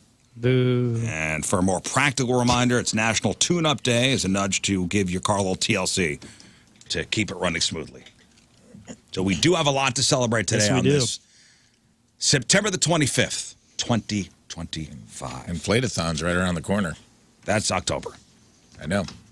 Just getting Once we hit the Getting first, ahead of it. Once we hit the first like really cold day of the fall, we'll be outside inflating our tires. That's right. For Inflatathon Day. All right, let's do this. All right, it's time to find out what's going on in the world of music and entertainment with your Crap on Celebrities. Rihanna and ASAP Rocky welcomed their third baby and their first girl. Her name is Rocky Irish Mayers. Rocky, So Rocky is spelled how? with an I, R-O-C-K-I, Irish Mayers. She was born September 13th. Rihanna posted a photo of herself holding Rocky in a pink onesie and a photo of a pair of small pink boxing gloves, like a set of boxing Like gloves. Rocky the laced- fighter. Yeah, with a pink ribbon. She and ASAP also share two sons, RZA and Riot Rose. And the RZA is named after the Wu-Tang guy. Yeah, RZA. RZA was born May of 2022, and Riot Rose was born August of 2023. That's cool as hell, by the way, if you are the RZA. RZA, Riot, Rihanna and named Rocky. her kid after you. very cool. Very cool. One of the principal members of the Wu-Tang Clan. So her name is Rihanna, and ASAP Rocky's real name is Rakeem Myers. So they're doing the R thing across the board. It is hard to imagine Leonardo DiCaprio with a different name, but that almost happened. This is kind of making its rounds on socials from an old interview. The start of Leo's career, he was actually advised to use a stage name because his real name sounded, quote, too ethnic. Dude. His agent told him they're never going to doing that, hire huh? you. I've always said that. They said they're never going to hire you. DiCaprio is too Italian of a last name. His father, George, is a mix of Italian and German. Leo's agent suggested that he go by Lenny Williams. Lenny Williams. Lenny Williams. That's cool as heck. No, Leo do DiCaprio, that. I can't picture him being anything else. No. I think it sounds very Hollywood. DiCaprio. Yeah. Believe it or not. Fancy. Well, It's it does fancy. now, but I mean, think about the late 80s, early 90s. Yeah, but even like one of the most famous directors and producers, De Laurentiis. Yeah. Yeah. Coppola. Leonardo Coppola. DiCaprio. I did a podcast with Jackson yesterday about the Scorsese. movie Boogie Nights, and DiCaprio had been cast in the Mark Wahlberg role, and the movie got delayed, and he couldn't do it, and he recommended his Basketball Diaries co-star, Mark Wahlberg, and we were talking about, like, can you imagine? I can't imagine DiCaprio in that role of, like, Dirk Diggler. I kind of can, just because you know I think what? he's so talented. I think he's too smart. Mark Wahlberg was such a cheese bum, and that whole that sold it. Yeah. Wait, you think that DiCaprio can't play a dumb person? I do think he can. I think he can, but he can't play a cheesy. I think that, like, He's too cool Oh, to be cheesy. And don't Marky know. Mark coming off the Good Vibrations and the Funky Bunch Yeah, stuff. I get that. I mean, was perfect timing. we love it seeing it as is, but I think DiCaprio is one of the few people that could have done that. Have you seen him in the what's the Moonflowers? It's a Killers of the Flower Moon. yes. I mean, he plays an idiot in that for the most part. A little bit, yeah. and it's kind of impressive. Don't bring up Gilbert Grape, okay? But he's always like You did. That's different. You fool. He's always like a street smart. He kind of gives off like an air of like street smart. And whereas Mark Wahlberg, in that role specifically, like that was the beginning of like, I'm kind of a dumb guy. Yeah. And like his. Have you heard the demos? They're that good. Yeah, the whole movie was like him and John C. Reilly out dumbing each other. Yeah. And the bromance between them. And I was like, I just don't think DiCaprio could have brought that je ne sais quoi I dumbness. just watched the of, scene like, where they were in the recording studio doing You Got the Touch. Yeah. You got I mean, even when they meet at the margaritas and he's like, what do you squat? And he's like 350? He's like, oh, do it. How many push-ups you do? You know, like they're just both like dumb, insecure guys. And he killed it so hard that I was like, that's one of the few roles that I was like, I can't see DiCaprio in it was it. perfect for him.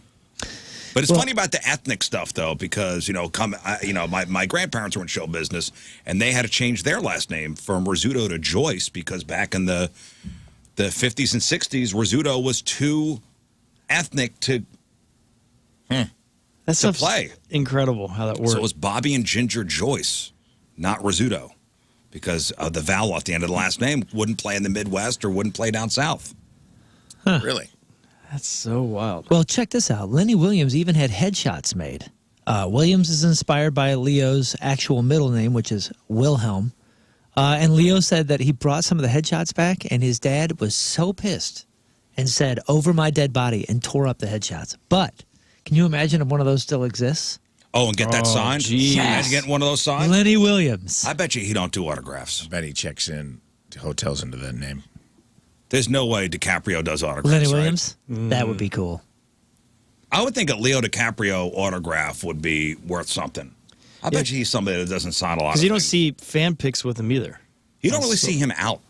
Like you see him out, but you never see him signing Well, he's also stuff because I've talked about this before, but when I worked at Prada, there was a What? You VIP did? door, and I let in this group of like rappers, and they had a whole crew with them, and let them upstairs. And then later on that day, they're like, "Hey, did you see Leonardo was with that group?" And I opened the door, he walked right past me. I had no clue it was even him. Yeah. And he's just good. He's one of those so famous people that if you would walk past him, you'd go, "There's no way." Yeah, you go, whoa, that guy looks like Lenny Williams. Yeah, you would.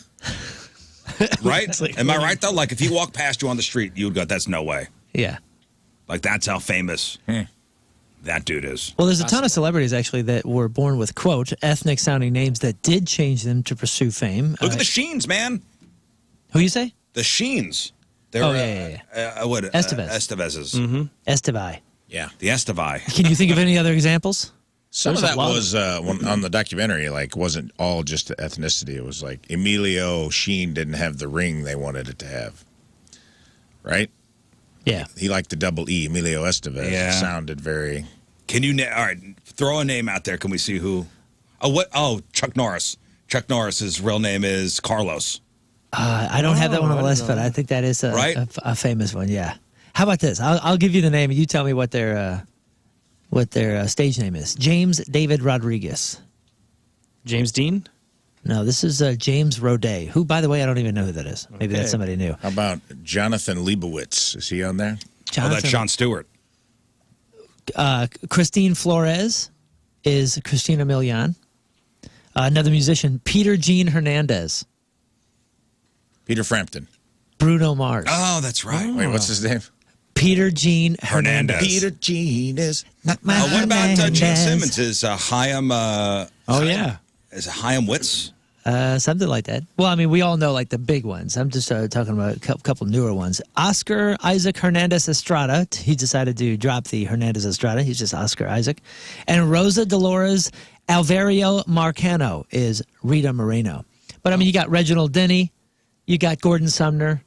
You got Paul Reginald Houston. Denny. That was the guy that got beat up at the Rodney King riots. God dang it! Yeah, what is, not Reginald Denny. Reginald Dwight. Reginald Dwight. It's Sorry, it's John. even worse. Reginald Denny's the guy that got dragged out of the truck. Sorry. He changed his name for witness protection. Yes. That's a different reason. Reginald Dwight. Sorry, that's Elton John. Paul Houston. Do you know that one? That's Bono. Yeah. What about Farouk Balsara? That's Freddie Mercury. Yep. And Gordon Sumner. That's Sting. What about Stanley Eisen? That's Stanley Eisen. Paul Stanley. Oh, That's awesome. a couple people decided they refused to erase their ancestry, and like Zoe Saldana, Christina Aguilera, Michael Pena, Andy Garcia, and the list goes on. Check this out. We haven't had a supergroup in a while, but that's about to change thanks to Howl Owl Howl, which, by the way, is gross. I know I have a speech impediment. Wait. So what is it? Howl. Owl. Howl. Howl, Owl, Howl. Yeah. Why would you name your band that? I don't know. And you know what? I would say because you're an a-hole, but this is a band of all nice people, like famously band? nice people.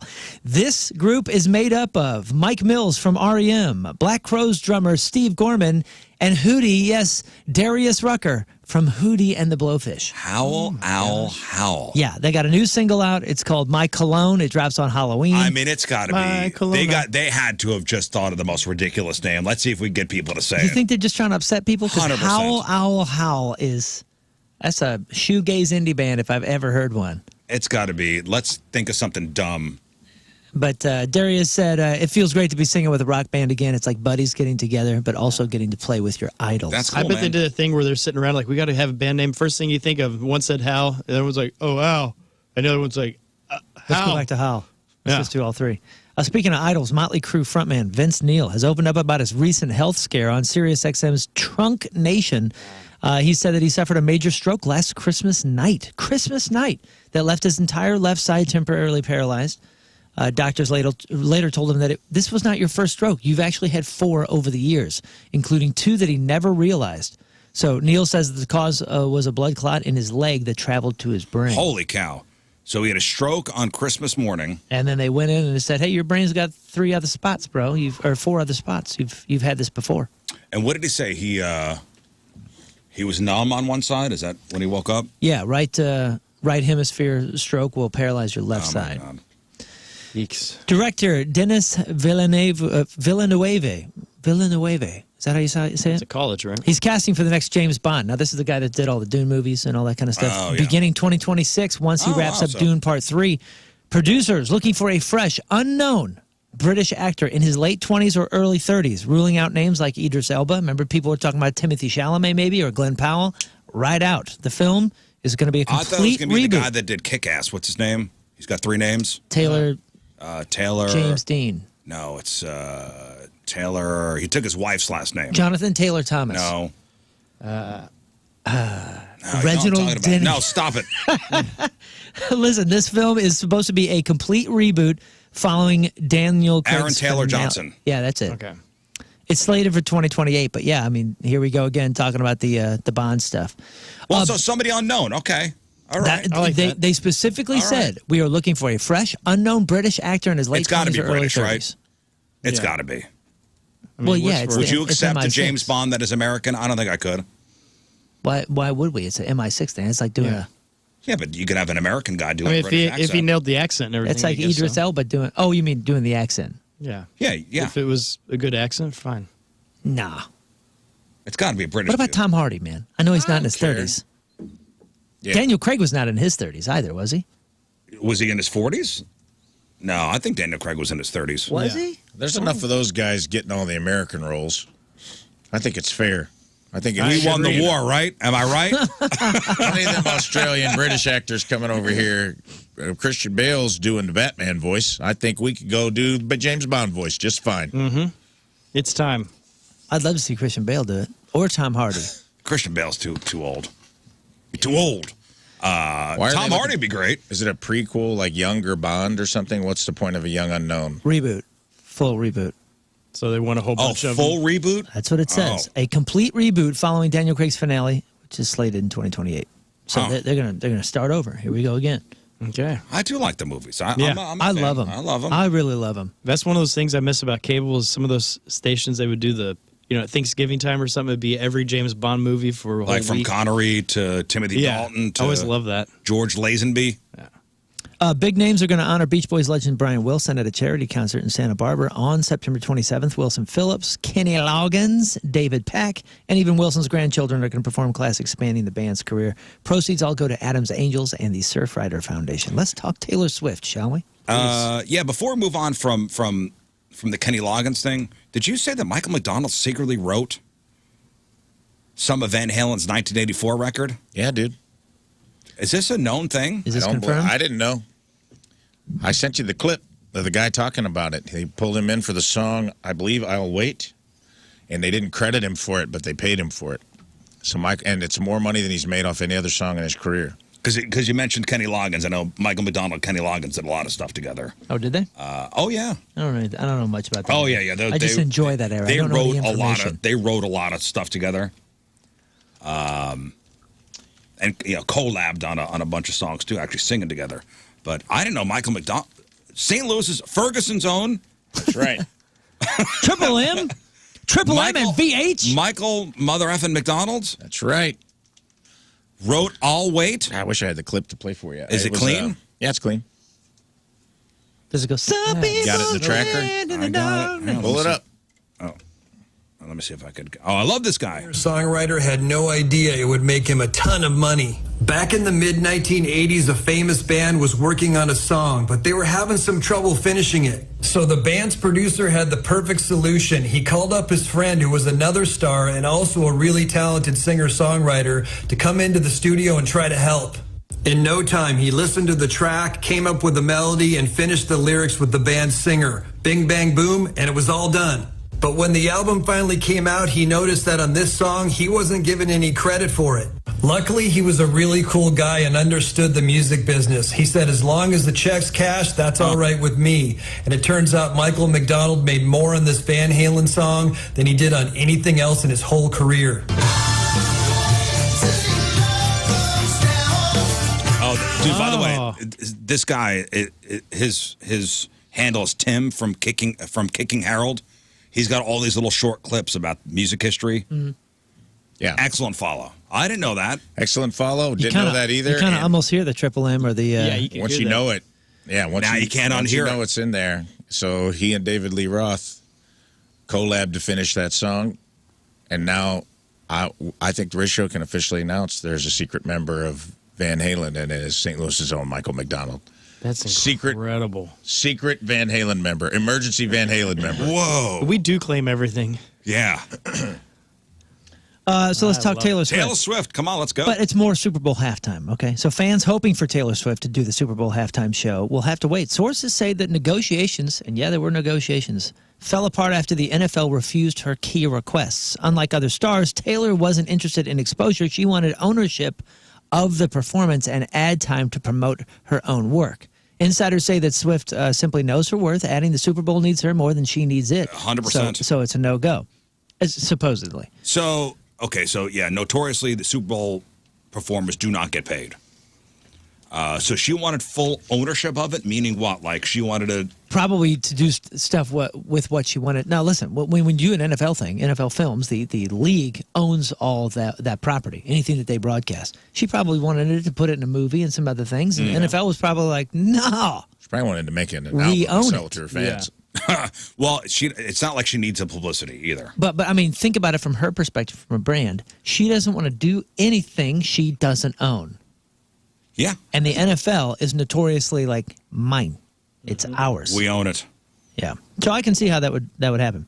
By the way, announcement, Taylor Swift is rolling out another collectible. She announced Target will sell an exclusive edition of her new album, The Life of a Showgirl. Unbelievable. The Crowd is Your King. The $35 pressing features a shimmering pink disc, Unbelievable. custom cover art, a giant poster. Let me get through the commercial.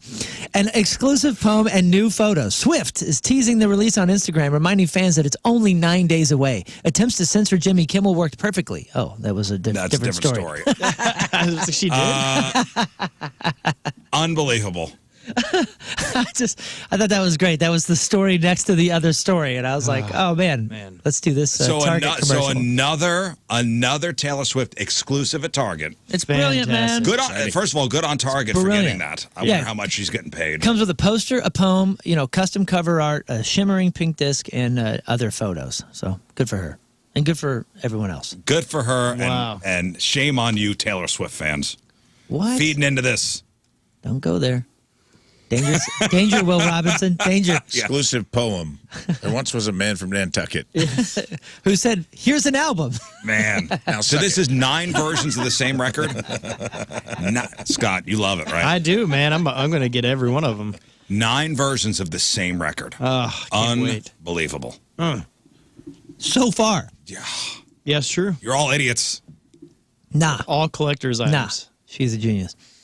In a surprising live stream, singer Ray J has now claimed that he's collaborating with federal authorities on a RICO case Oh, against. Ray J is doing a collab with RICO Rico Suave. against Kim Kardashian and her mother, Kris Jenner. He told viewers, quote, "The federal RICO I'm about to drop on Kris and Kim is about to be crazy. It's worse than Diddy's." Ray J urged anybody close to Kardashian that, quote, "The feds are coming," Get your affairs in order. though he offered no details, no evidence to support the sweeping accusations. Reps for both Kardashian and Jenner have remained silent, and the claims remain completely unverified. Thoughts, Rafe? Shut up, man. What a dork.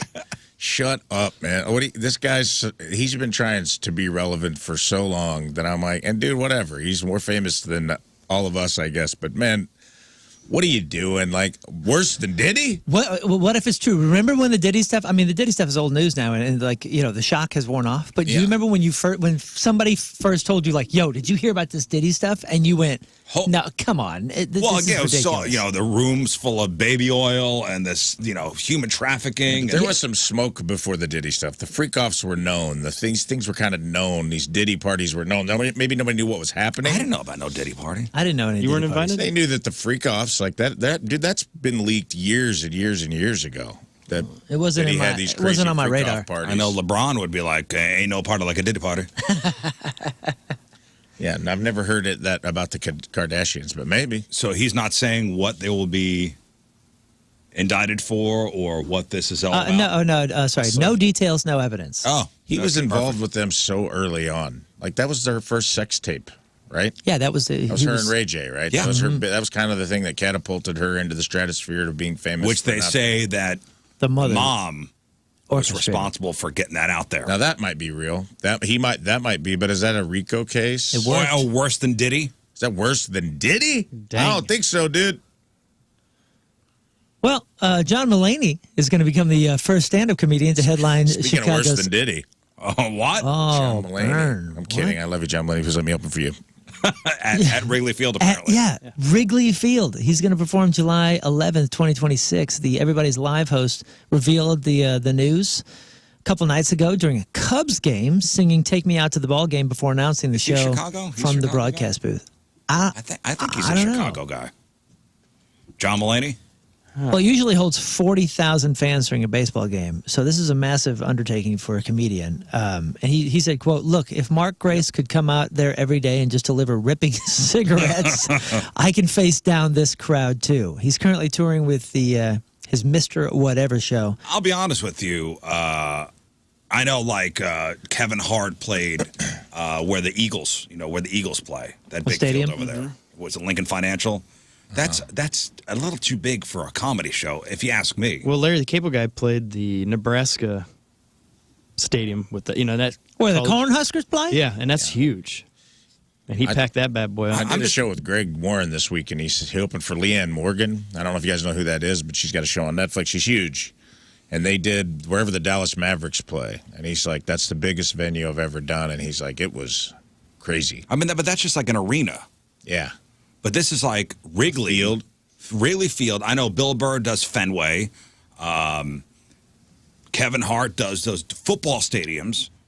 I always thought comedy as an intimate thing. Yeah. Like, I love seeing a comic at a club. I was asking him when he was in here because he's doing SoFi and it's sold out. Like, that's huge. And I go, dude, how do you even prepare for that? And he's like, we have to design our own set, and it's all about like the display. Because at that point, people are watching you on the screen. Yeah, right. There's no way they can see you. No.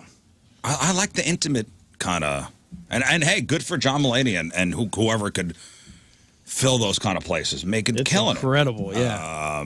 No, for me as band or a anything? fan of stand-up comedy, it's even watching Cat Williams at Enterprise Center was like Too big. it was fine, but do think I wound up watching the screens more than Yeah, but I mean, but it's about the experience. Are you being the cool guy that's like my comedy No. when these people can't make money? Man, no, I don't think so. No, because I've heard people say that, and you're like, but I've been at big comedy shows, and they're just as fun as the little ones. They're just different. It's a I don't different know. show. I have more fun at Helium or Funny Bone yeah, than I do. I think that's different in comedy. I think you're right. And I think if you ask most comedians, they were honest with you. Because when I talk to some of the people that are of that ilk, they're like, yeah, if it was feasible, it's all about like, I have to sell the tickets I can sell and make it like make sense. But it's like, if you asked any of them what they prefer, they'd all be like, oh, I'd much rather do a club. Comedy's an intimate thing. You got to wait for the laughs. And when you get in those big stadiums, like, I remember the first time I did a theater, it was so weird because you had to wait for the laugh to kind of hit the back of the theater and come back to you, and it messes up your timing. And I can't even imagine what like doing a stadium would be like. But Or don't they you have a think for a track in their good ear. don't you think for a good percentage of people they think that that's the cool thing to say? I'm telling you, from a band perspective, it's the cool thing for bands to be like, we're doing this intimate tour because we missed being so close.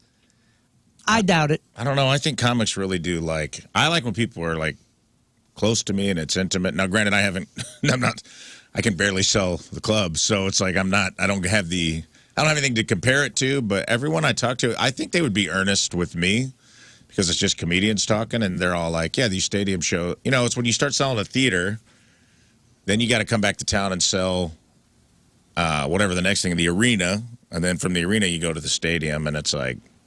I don't know. As a comic fan, There's probably some diminishing. I'm returns. I'm honestly not being smug about it. Yeah. I just like the smaller. As far as venues go, I like playing them all because the variety is what makes it happy. It makes it fun. But if you're doing 10 years, and a lot of these guys are touring 10 years in the Heliums and all that kind of stuff, and they get to a stadium, you have one complaint, get out of my face. There is no way. I mean, the whole point is to entertain as many people as possible. Sure. Yeah, you got to adjust, and it's a different show, but congratulations, you get to build a different show. But I think they would tell you the shows are better in the club. And I agree with, because comedy specifically is so, it's not loud. It's not like rock and roll. It's very like, you want people in the dark and close to you because it is a shared experience of like, you're getting an involuntary response out of people because you're saying words and you're making them laugh. And you like to feel that big laugh when it fills the club in real time feels so good, man. And it's different when you do. The laughs feel different. Like the energy exchange changes as the venue gets bigger, and I think that's probably what comics are talking about. But I get it. Like I'm speaking from a fan perspective. Anyway. So we talk about butt tattoos, and we know one guy who's had a butt piercing. That's Steve-O, and you think it stops there, right? Steve's got a butt piercing? Well, remember he has a hole pierced in his butt cheeks together. Oh, stapled them together. Yeah, I thought it was a piercing. It was like a was it? barbell. Yeah. Oh, I didn't know that. I thought he stapled them together, but Well, he's not the only one. Back in January, Cardi B revealed that she had a $13,000 diamond butt crack piercing. Now, you're probably wondering, what? Wait a second, butt crack piercing. so right at the top So of her. it's one of those dermal things where Right. you pierce it twice, and it's like a barbell that goes through and has diamonds on each side, right? She posted a picture of it, probably not safe for work, but I did check it out, and it's basically just a zoomed-in thing with her tattoo there. But check this out. Apparently, on the Call Her Daddy podcast, she said, I realized that I was like, hold on. I was looking around. I was looking at my pants. I was looking at my panties. And I was like, yep, it went down the toilet. Ew. It's gone. It's missing. She added that she hadn't had it redone because she was not in the mood. But yeah, she lost a $13,000 is her- yeah. butt crack It piercing looked diamond. like it went through, like, so it went It's right at the top of the butt crack, so it's like almost hiding 2 diamonds in the top But of the it crack. looks like it went through like a U-shaped. Yeah, right. Like two holes, and you. It's like And you thread like it. you augured some electrical cables. through Gross. there. Weird, right? Yeah. So she said they asked her like, "Yo, did this hurt?"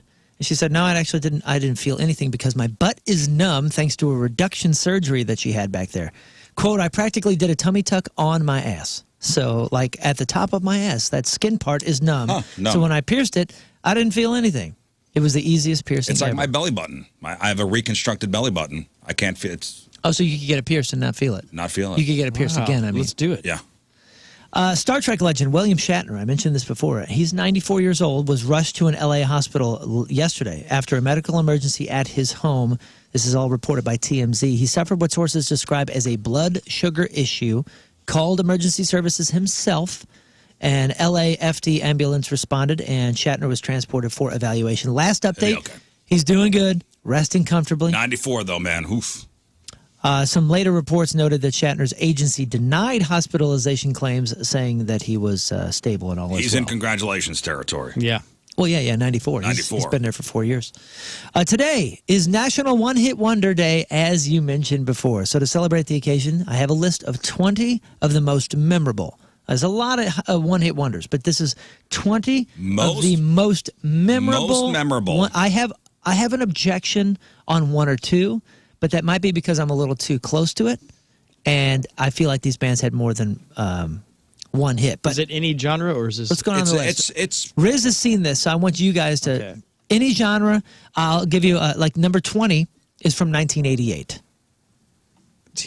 they'll never get that. They'll never get The Laws. There she goes. There she goes. I always thought that was like a remake in the 90s, but So no, just it's throw it. 1988. Just throw it. Okay, Just throw it. Chumbawamba. Chumbawamba is on the Tub list. Thumping. That's Tub Thumping, number 13 from 1997. Take on me. Take On Me is not on the list. At least in the top 20 from Aha, which is a great. And I tell you what, I think the number one biggest one-hit wonder is not on this list. And that is. Really? Macarena from Oh, Oh, dang. that's a was it Los Del great Rio? one. I don't know. Probably. Like that has to be the biggest. Wasn't that Jimmy's Chicken Shack? That has to be the number one. Let's do. Yeah. That's crazy. That took over the.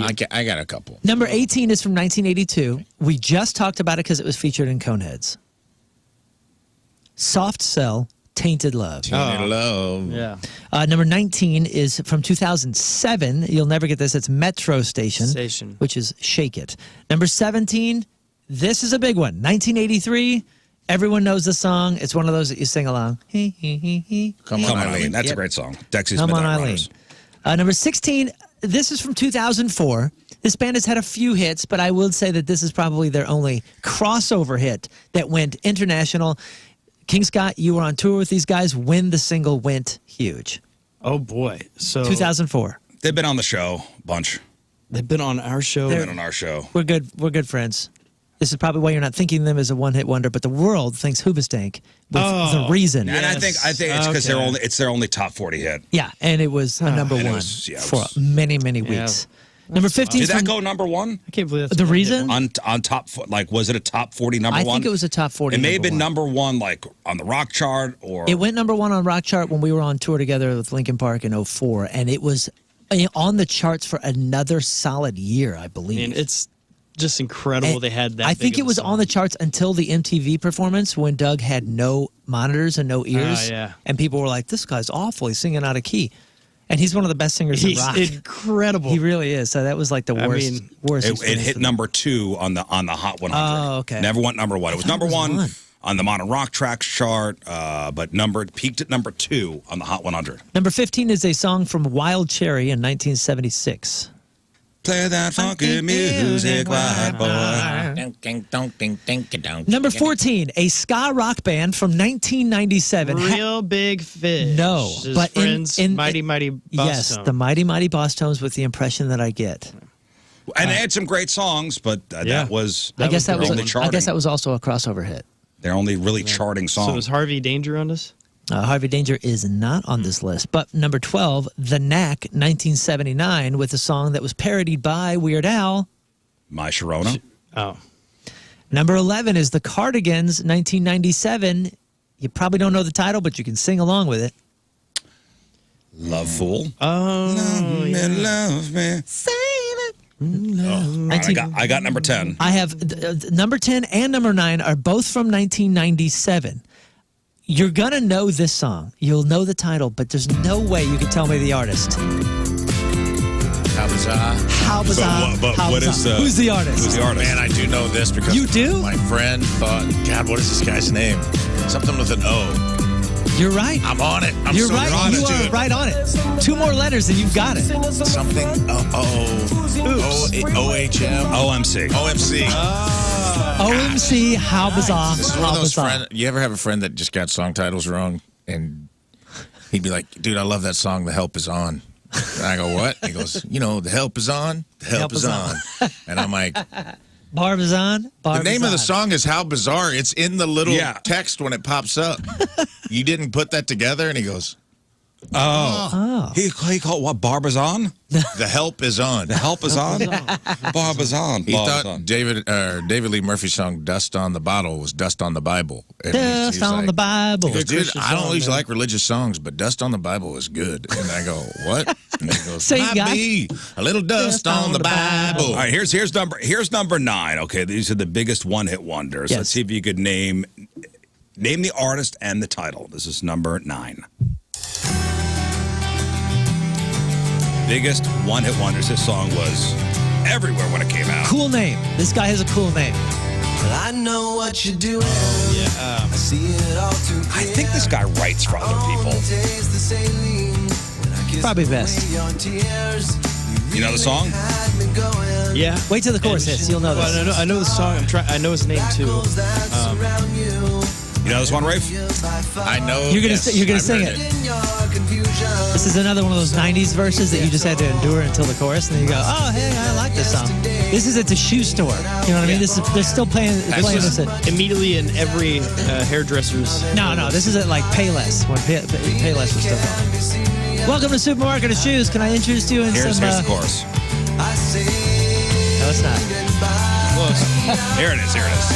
I can feel it breathing. Duncan Sheik. Ah, yes. Duncan Sheik's Barely Breathing. Yeah, the basketball guy. Let's stay in the 90s with this type of thing. 1999, number 8. Another cool name. Is this?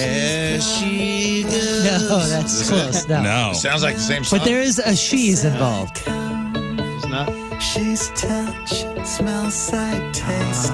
This Again, song sucks. straight out of the shoe store, brother. This man, I hate this this one. this was in between Duncan Sheik and Blessed Union of Souls. Yeah, but I bet this is one of the most played songs of all Oh, time. for sure. This is what I was playing when I did radio at the Jersey Shore. Lucky. Come on, guys, ready? Nothing's gonna happen. Here we go. 'Cause she's so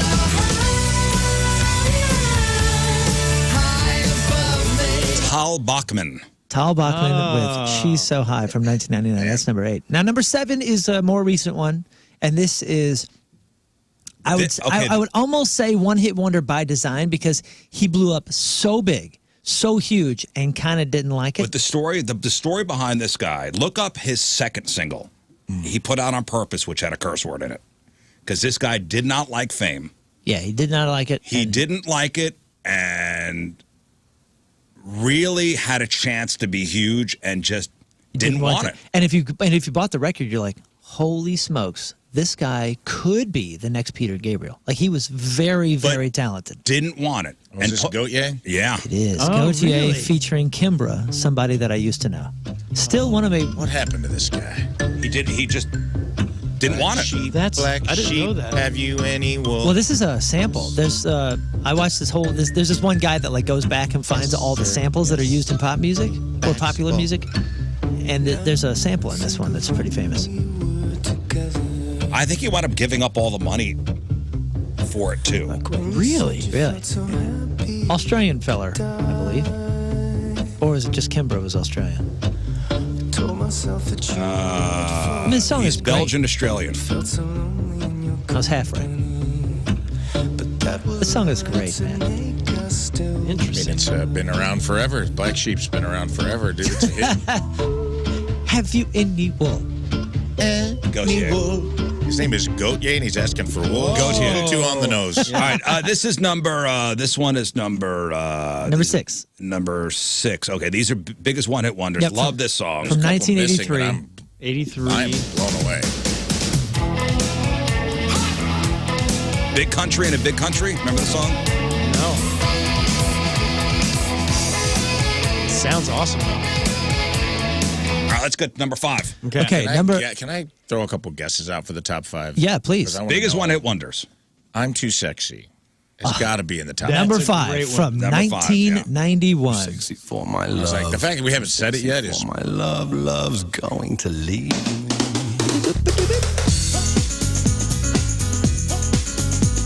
Great song. Number 4. Is it Lynn? Okay, number no, No, that song sucks too. number 4 I didn't know that is guy was doing a sample in that song. we have 2 songs from the 90s and 2 songs that are pre 1975. I'm going to say number 4 is 1972. Okay, famous from a Tarantino movie. Lead singer, one Jerry Rafferty, was famous for another big song, but this was his original group.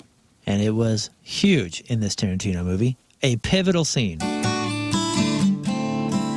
Stuck in the middle? Yeah. Stuck in the middle with you. I mean, the whole scene is built around this. Yeah. Did you know this was Jerry Rafferty singing? No. I did not. Baker Street. It's an interesting version. Is this Steelers Wheel? This is Yeah, I Bob believe Dylan. so. Weird version. This is it. This is what you. What do you mean weird version? This is not the Steelers version? Wheel? That's what it says on the This YouTube. is the non-karaoke version. Maybe the karaoke version. You think so? This is the non-rights. That's not Smart. not a compliment. That it's not too far off. We have 1969 for number 3. Norman Greenbaum singing "Spirit in This song the rules. Sky." Wow. That's real hard, dude. That tone is incredible. This song, dude. I'm putting this on the playlist today. This is going to go on the Riz Likes playlist. Yeah. I love how this is on a record called "The Best of Norman Greenbaum," It's just a song. which is great. One track. No, you can have the best. You just can't have a greatest hits. Just one song. All right, number 2. Okay, number Biggest 2. one-hit wonders. We're going to go back to the 90s. I'm so surprised that this Nobody wasn't your said this number one. one guess. I For a 90s Barbie child. Girl? God. Go ahead. I think I know. What do you think it is? I think it's going to be Teenage Dirtbag by Wheatus. Nope. Wrong. Oh. You? Barbie Girl. No. Wrong. Oh, yes. Come on, guys. Come, my lady. Come, my lady. And for some of us, this is the first time we ever heard the term one-hit wonder. Come, my lady, come, my lady. You're my butterfly. Sugar.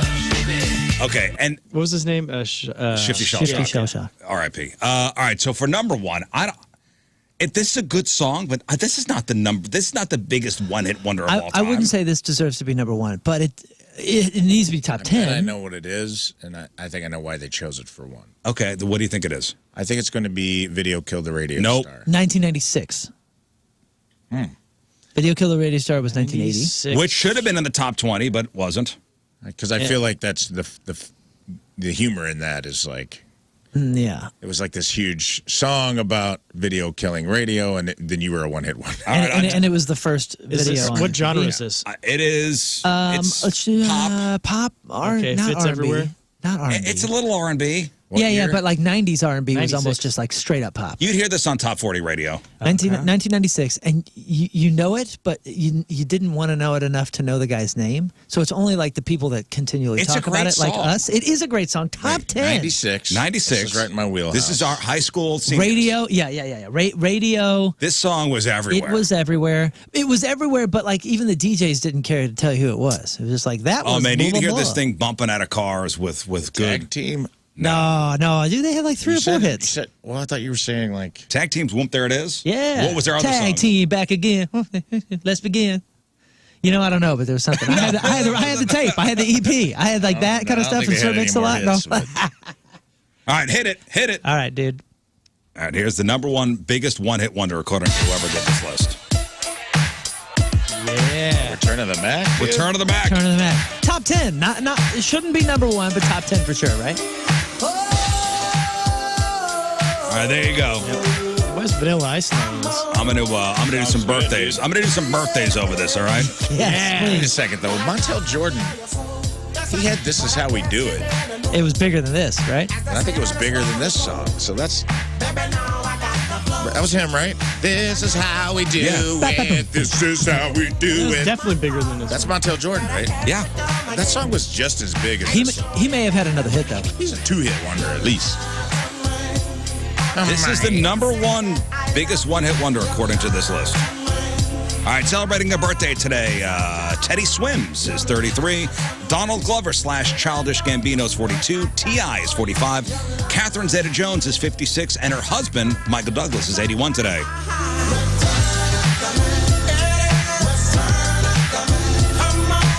Dude, I didn't realize it. He basically looks like a GoBots version of DMX. Like he's got a DMX look.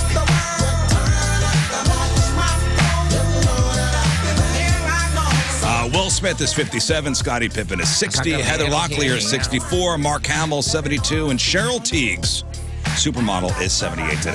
It's DMX with a cough drop and Oh, dude, he sucked helium. and holding his nose. Let me tell you something, man. Today's porno birthday wish being brought to you by Patricia's, where fun and fantasy meet, is Tiffany Blake. And today's birthday girl has been in 51 fine films, including, let's see if you could pick up the theme here.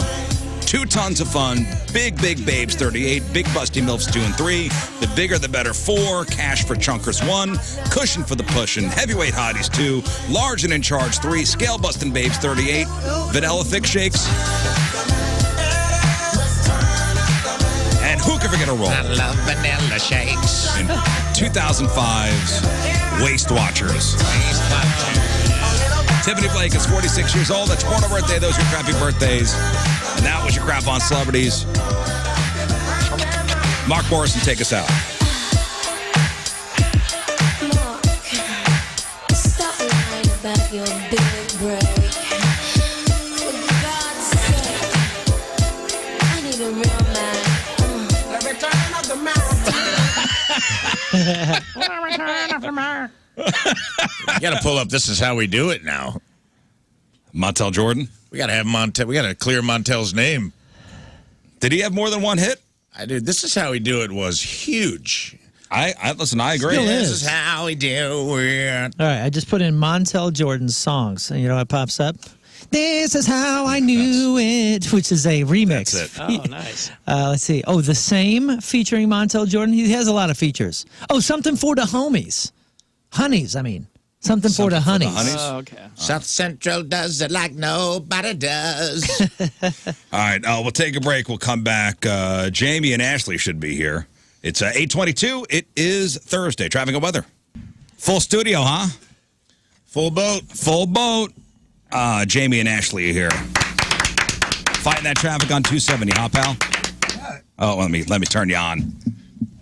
Yeah, for whatever reason, when we're getting off 364 to get on 270, it was like, stop. You see, when we come in, there's no traffic. That doesn't exist, Jamie. I'm looking at the computer right now, and it does not Well, tell me hang about on. any construction. Ashley, stuff. was there traffic? There was traffic. You I want to call her refuse. a liar, Moon? I refuse to believe. I mean, let's see here. I'm just kidding. You'd be the 15th person to chirp at me today about the traffic. I read what I got. It's just was on the listening, friggin' screen. too. Moon's like, oh, no traffic, all's good. I'm like, bullspit. Everything is wonderful. Whatever's on the screen there, you just read. He's not out there. We don't have the Riz Show chopper out there. Yeah, Hubbard had to sell the chopper. It's not in the budget? Yeah, it's No, we lost. Yeah, we lost the chopper. Oh, it just updated. Budget cuts. Accident. 2 left lanes blocked. 44 eastbound on Kings Highway.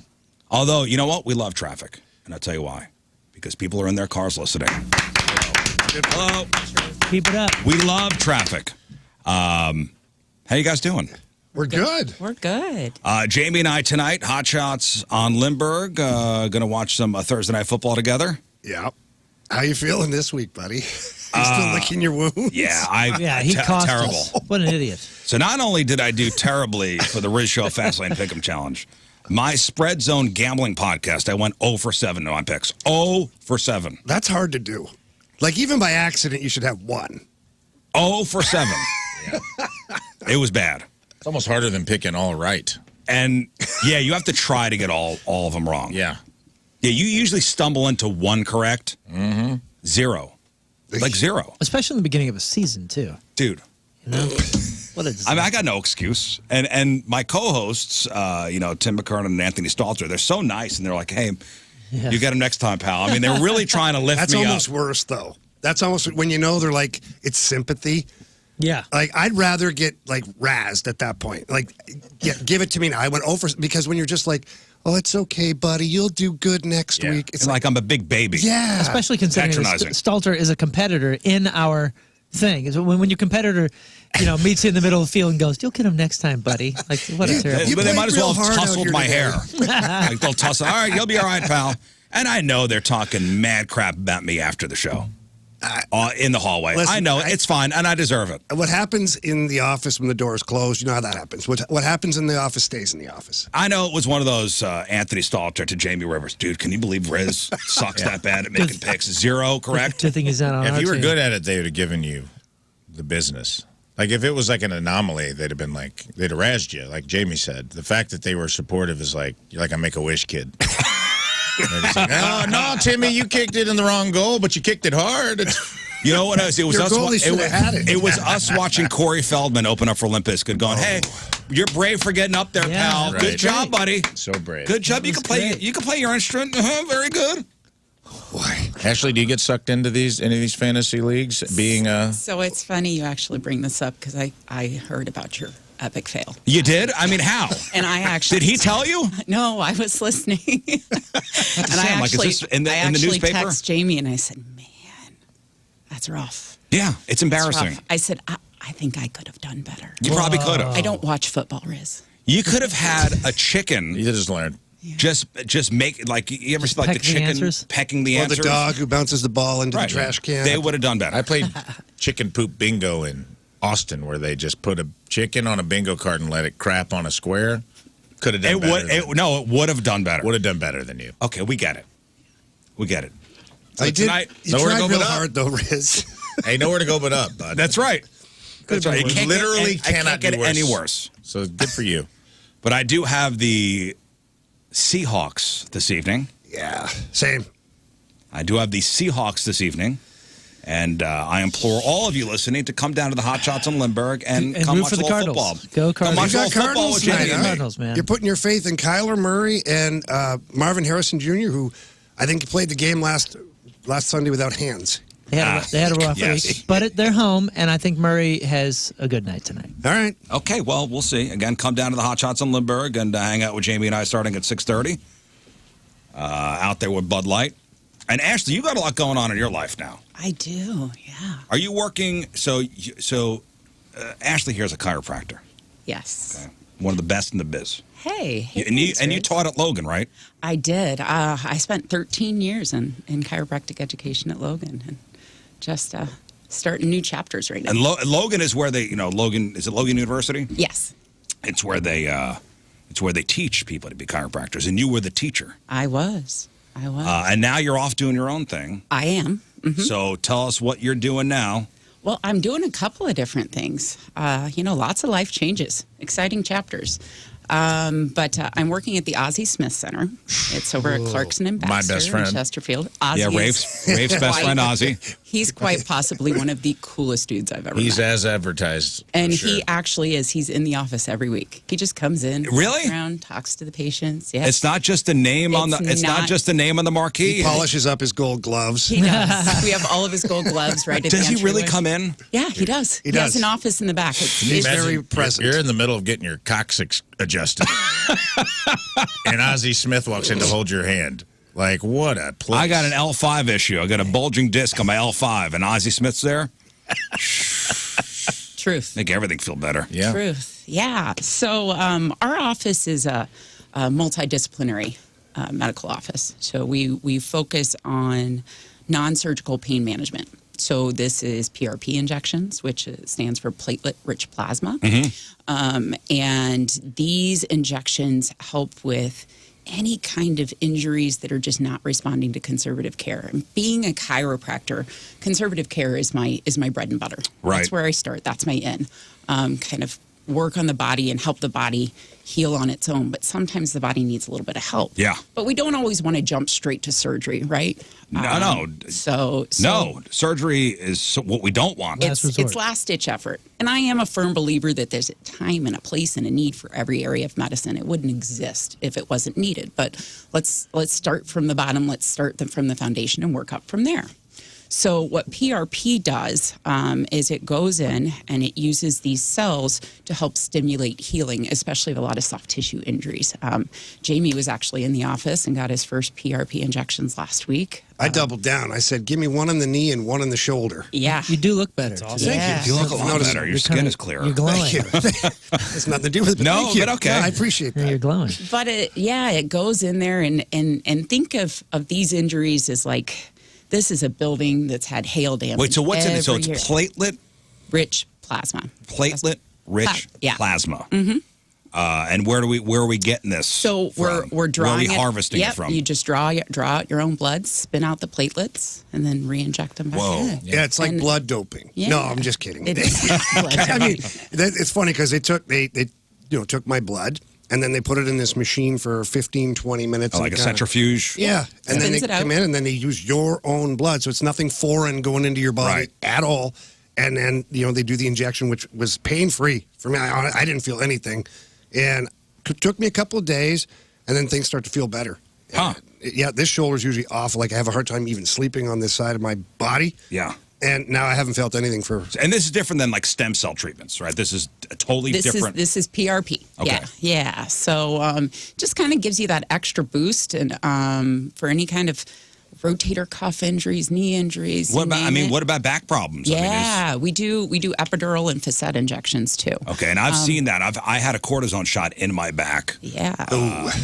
Dude, that's not fun. No, the needle. You ever have one of those shots Listen, in your back? I've seen a couple, 2, 3 epidurals. I know what it looks like. Oh, yeah, you got 40 You've been there, kids. done that. Come huh? on, man. But we focus on that non-surgical pain management. So that's my primary role. I'm the director of community Nice. outreach. So I'm out there talking about what we offer, making relationships with other providers, whether it be other MDs, other DCs, you name it, PTs. But if they want to get in touch with the Ozzie Smith Center and look you up. Yeah. So to call the Ozzie Smith Center, you can either go to our website, which is www.ozziesmithcenter.com, or you can call 314-200-4955. And that's to schedule for any of our injections or non-surgical pain management. But the other bonus is, yes, I'm still a chiropractor at heart. So I am also using a little space in the corner of the office, and I have my own little private practice start back up. Doing adjustments? Yeah, doing adjustments, doing acupuncture as well. I do a lot of acupuncture. Let me tell you about this acupuncture for a minute. When I first met Ashley, first of all, I didn't know she was a chiropractor. I was like, she's way too smart for me. Right. So ultimately, I became the trophy boyfriend. It's a tough job. Being I get it, man. Being paraded I'm around there by as Ashley. well. He's arm candy. Yeah. Yeah, it's fine. I've accepted my role in this relationship. But no, the acupuncture is really... I'd had it done before, but I was like, I don't know. I'm not squeamish with needles either. I don't really care. And she started doing some acupuncture. I was like, oh my God, it's good. Like it really does work. And the one time, I have like bad sinuses because I've had my nose broken 7 or 8 times, and so things get stuffed up and whatnot. She's like, well, let's do acupuncture. I'm like, what? She sits me down in a chair and starts putting needles in you. I look like Hellraiser at one point. Yeah, Things you were got it in your face? dangling. It is a little unnerving when you're staring at your significant other and she's like, Right. But it worked. So I'm a big fan of acupuncture. Sorry, babe, go ahead. Yeah. Hey, no, whatever. Listen, whatever. If it works, it works. That's something I'd like to try. I've never had before. acupuncture. I've never had it. Oh, it's amazing. I've got every It's upper amazing. respiratory issue you can have, so you could. Honestly, you could throw darts at me if it helps. I don't care. Let's I puncture me specialize up. in that, actually. That's great. Yeah. Acupuncture. I need that. Yeah, I mean, for whatever ails you. I mean, there's a spot on your body that you put a needle in there. What if everything hurts? What if I'm for real? What if my shoulder, my knee, and my upper back? Like, Just I'm needle gonna be it here all day. Just needle Every bit of it. everything. Yeah. I gotta have a 6-hour session. Well, maybe. Really? How long No, does you it don't. take? No, so I do a blend. I do both traditional acupuncture, that's more the Chinese medicine rooted part of it, which is where you're using different points to cause different things to happen in the body, whether, make something work more, make Right. something work less, turn something on, turn something off. Yeah, even if you're having digestive issues. Yeah, it is digestive issues, sleep issues, anxiety issues. knee problems, back problems, headaches, sinus issues. Yeah. You name it. Yeah. But there's also There's a spot for it. There's a different form of, and it's not traditional acupuncture, but it's known as dry needling. And I do a lot of dry needling as well. What is that? So dry needling is actually musculoskeletal-based trigger point acupuncture. So it's where I'm finding these trigger points in the soft tissues, the muscles throughout the body. You put a needle into it, and it creates a cellular response, which forces that trigger point to break up and relax. Huh. So really cool thing about dry needling is it's actually really evidence-based, so it's scientifically backed. And they discovered dry needling when they were doing a research study on the efficacy of steroid injections and trigger points. So anytime you're doing a research study, right, you have one portion of the population where you inject the actual medicine you're testing, and then the other portion is what's called a placebo. So you don't inject anything. Right. So what they did is they found these trigger points. Part of the patient population injected steroids. The other part of the patient population, they just put the needle in, but they didn't inject anything. And the crazy thing that they found out is, whoa, the placebo patients actually got better over the steroid injections. Wow. So, yeah, really cool. Really, really cool. So- And there's a stigma like it's all hippy dippy, and just try it out. Yeah. Yeah. Try it out. What would you do if I carry the entire world's troubles on my shoulders right here? Like, because that's what I feel. I'm constantly I put a tense. I'm lot just like of this. needles in them. Anytime I have a massage, they always go, ooh. Tight. When's the last time you've done this? That's never a good sign. You Like know, yesterday. It's not. Moon, you are not alone. I promise you're not alone. And you're actually a patient that I do a little bit of both types of acu. Because, those muscles are tight. You want to turn them off. You want to, chill them out. Yeah. But also kind of internally, we got to quiet the whole system. Imagine That's just where that throwing traditional comes in. Imagine, Ashley, you just find the spot, you just throw that needle right in that spot, all of a sudden you just go, ooh, loose. Yeah, I just want to melt. Like there's a spot on you somewhere. I We're going to find it. I have been so tense my entire life. Well, what's funny is, and you guys know Morgan and Clint from Seven Dust. Yeah. Well, she's worked on Morgan. She had Morgan in the dressing room before one of their shows here. And he's all pretzeled up, being the drummer that he is, and throwing his head around. You guys jump around with her. She did some work on Morgan, and he had a killer show. And he's like, I got to come back here. I got to do this more often. And Clint, the same thing. I think if I remember correctly, I adjusted him on a coffee table in the dressing room. It was a coffee table in the dressing room. I'm having a cold beer watching this, and she's twisting Morgan just around. the relief. Like a good chiropractic session, because I go every week. Yeah. And just a good session is just... I can't go a week without it, honestly. I go every Monday to get adjusted. Good. I get twisted and turned because I got some back issues. Well, yeah. Well, I shins and it causes I got no shins. You have no shins. I know. You've seen my lack of shins. I wasn't he has gonna a bring it rare up. I know degenerative. It's called shinless scoliosis. I don't like to talk about it. He's a little apprehensive to open up about it. Yes. But look up the Ozzie Smith Center. What's the website again? Yeah, so the Ozzie Smith Center is www.ozziesmithcenter.com. And then my individual practice, this is kind of my little side gig, is Synergy Spine and Acupuncture. Synergy Spine? Synergy Spine and Acupuncture. And acupuncture. Go to synergyspinestl.com. Synergy, and we'll put all the information up on our socials and stuff like that. We'll get the word out. But yeah, try it, please. And Ashley's great. Well, I trust you implicitly. Yeah, I'm a little biased, but she's done a lot of great work on me, and my body has taken a beating for a long time. Right. And I walk around relatively pain-free. What's it like living with this guy? It's interesting, It's a isn't dream it? come true, some say.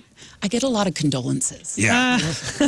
I'm really, Like, really sorry. It's an adventure, I'm sure, every day. Or a lot of wellness checks, like, are you okay? Yeah. I'm sure it's an adventure, and it's nothing. It's because sometimes my wife's like, what today? Your wife is a saint. I know. Your wife is an absolute saint. Because it's like, what today? Why can't we just have a normal, existence? Oh, I gave up on that I gave up on that. It's been 4 years. We've been together for 4 years, and I will say, like I never stops laughing. Like every day That's is nice. hilarious. So you guys have a great relationship. Yeah, we have a great relationship. It's chaos. It's a blended family of 6 kids, 2 dogs, a cat, and a bearded dragon named Carlos. I've met him. That's right. Let's put this relationship to the test. Oh God. Oh boy. Yeah, let's. It's not the lie detector one, is it? No. Much worse. Up after the break, we're going to take a break. Much more embarrassing.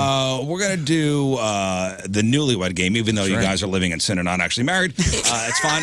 It's okay. Tina and I did it Shots too. fired. And, we also do not adhere to these It's all good. It's all good. unrealistic Scott is very standards. disappointed. I'm very disappointed. I know. All right, so Rafe, how are we going to do this?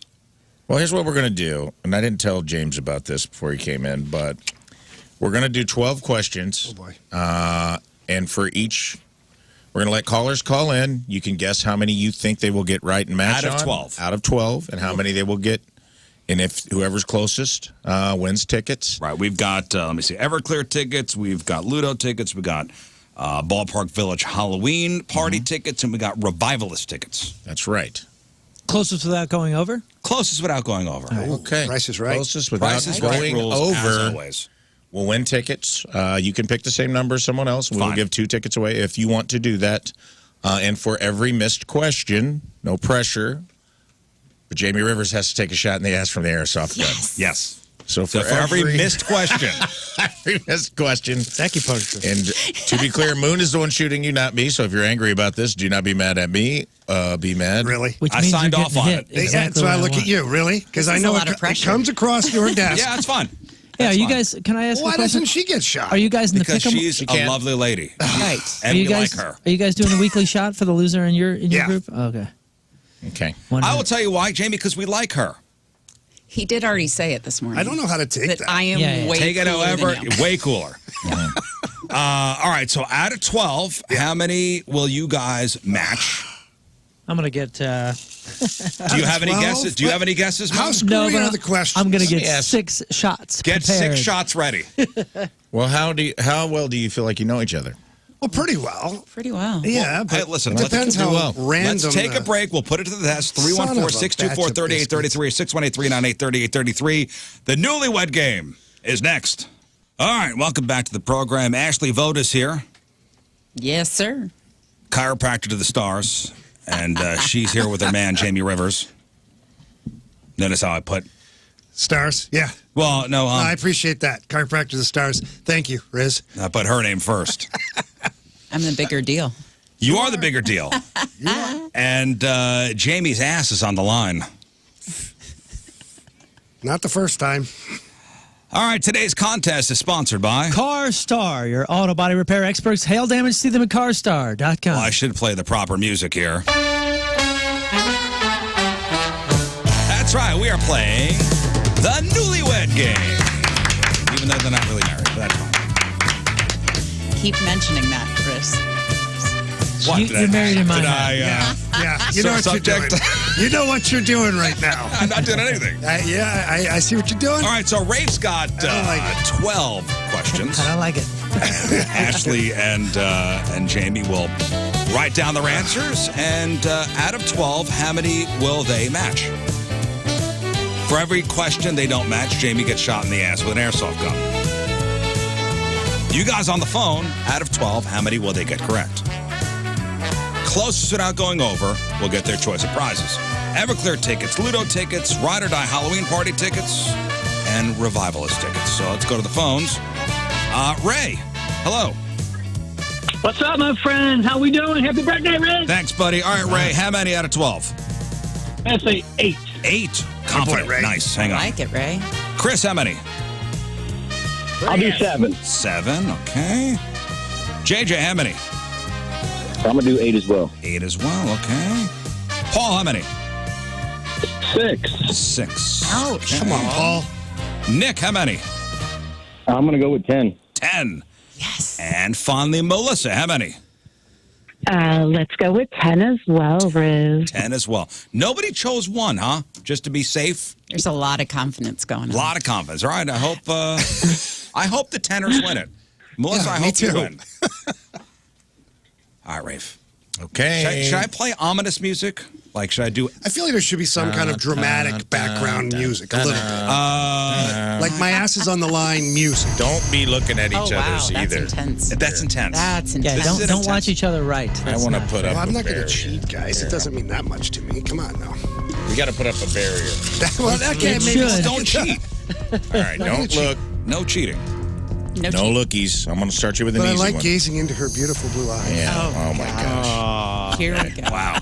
This guy's full cheese They're today. brown. Here we go. Who is the more organized person, Jamie or Ashley? Okay. You know when you have Who your is name. the more organized person? All right. Moon, you keep track of score, please. Got a pen. Yes, of course. All right. Who's the more organized person? Show me your answers. Ashley says Ashley. Jamie says Ashley. We have All one right, match. One correct. That's not even close, that one. I said it was going to. That was a softball. They're going to get a little harder from here. Here we go. Ah, I was hoping that was a hard one. Here we go. Number 2. What is Jamie's favorite side dish? What is Jamie's favorite side? What's the meal? Nope. No, yeah, What? no. Favorite side dish. Meat. Meat?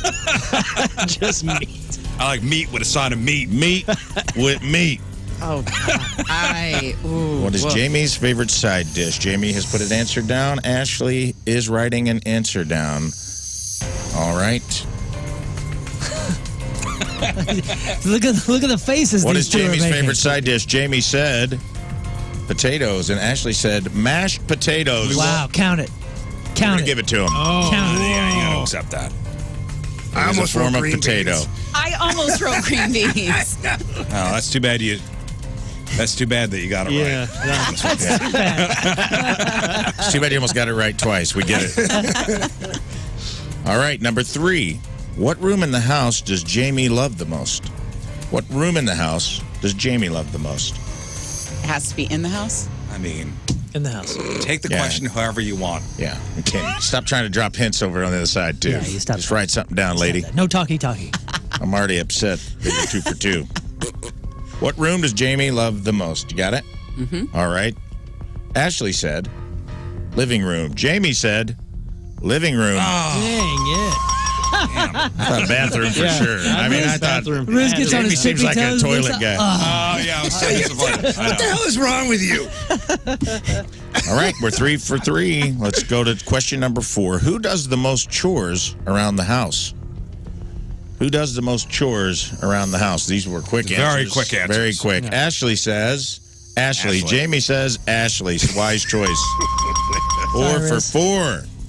Dang. Here's where I think we're going to get a shot off. Let's go. Let's go. Let's No more go. softballs? Here's where I think we're going to get us a shot All right. off. Bring it. Question 5. What is Ashley's favorite book? Oh, it's already. What is Ashley's favorite book? They're both writing furiously. All right. Jamie says Harry Potter. Ashley says Harry Potter. That's 5 for 5, ladies and gentlemen. Harry Potter. 5 for 5. So I have to What are you- expand what are you, upon 12? this. Yes, I am. So Of course, she's acupuncturist. Yeah, of course, she it's a does wizard book. as you guys know, I have a lot of tattoos. Yeah. Right? Yeah. And I have 3, count them, 3 Harry Potter tattoos on my body. Different ones. So They're not yes, the same. 3 different ones. And being They're someone, all 3. being someone that Hagrid. knows Lern well enough, don't you think she would love those movies? Yes. They're phenomenal. Yes. They're phenomenal. Lern's Please never come seen. over I'm to the constantly Neither have I. pushing, I like, haven't yo, either. I've never seen they're Again, great. I'm not Yeah, 12. I've You gotta been en- busy. Okay, you got to endure the couple that are made for 12-year-olds, and then it goes dark, and they're great. Prisoner of Azkaban is where it turns. Yeah, you like, guys are started Oh, now fools. we're dropping titles. Just saying. Oh. You're fools. Am I a fool? It's a great That's what I call my jump. great property. The prisoner of Azkaban. What question we at? We're at 6. 6. So far, 5 for 5. 5 for 5. You're gonna ask all a right, tough one? question 6. What is Jamie's favorite hobby? What is Jamie's favorite hobby? Yeah, look at them both. Jamie's going to write down kicking ass. What? That's off One the would table have to now. have time for a hobby, no? Yeah, that's the thing. He has no spare time for an actual. I'm sorry that you Gotta have guys an are answer. so. So Gotta this have an one's a answer. tricky one. Stop talking. Stop trying to lead the witnesses All right. here. Just write a I'm trying to think. damn answer down. It's me, and I'm trying to think. What is Jamie Rivers' favorite hobby? All right, Ashley's writing something down. This is getting. Here we go. Finally. This one's not going to be. I know. Shots. Everybody. Woo! Hang on. Finally, guys. Locked and loaded. Question 6. What is Jamie Rivers' favorite hobby? Ashley says gym. Jamie says. All right. What's What it does that say? say? Lounging by the pool. That is a miss, guys. That's a shot. Yeah. As Ric Flair would say, that's a chop. Just so you know, Okay, one. we go to the gym together every day. I know, but I don't think that's a Every day, hobby. Jamie. Sitting by the Me pool neither. That's a hobby? job. You know what, Riz? Maintaining the pool's a hobby. What? But he doesn't do that, though. I do that. Oh, you do that? I Oh, do you that. maintain He the pool watches. too? Yes. Wow. All right, off to a I good got start. 3 jobs, guys. You know, my hobby is working. You let your lady Excuses, take care of the pool? excuses. Now, I told him when we bought You this mow the house. lawn too? No, I make no. her do it in no, her no. swimsuit. Oh, Lord. But we buy this house and he wants a pool. And I said, okay, my rule is I am not maintaining this pool. I don't have time for this. Who maintains the pool? Dom. Okay, that's the guy that comes by once It's our a pool week. guy. Oh, the pool guy. Once a Check week. Yeah. Yeah, once a week to check the chemicals. Dom Dominguez. Yes. And then we've got services You've the seen family. we've got the solar powered skimmer. It's Yeah, Oh, neato. We call him Skim Shady. Yes. Nice. And then we have the rechargeable vacuum, Right. And that one's LL Pool J. Yes. Nice. Sweet. All right, so only far, in the Rivers house are All right, you naming pool robots. LL Pool J is great. All right, so we got one shot. One shot. Question number 7. Let's go. We're going to plow through. All right, we got it. If Ashley could insist that one thing could stop happening around the house, what would it be? If Ashley would insist that one thing could stop happening around the house, examples. I'm not going to lead the witnesses. You get it. Something that her pet peeve around the house that she wishes would stop. Jamie's staring off into the distance. Well, there's a few things that happen around the house. All right, well, you got to write something down, pal.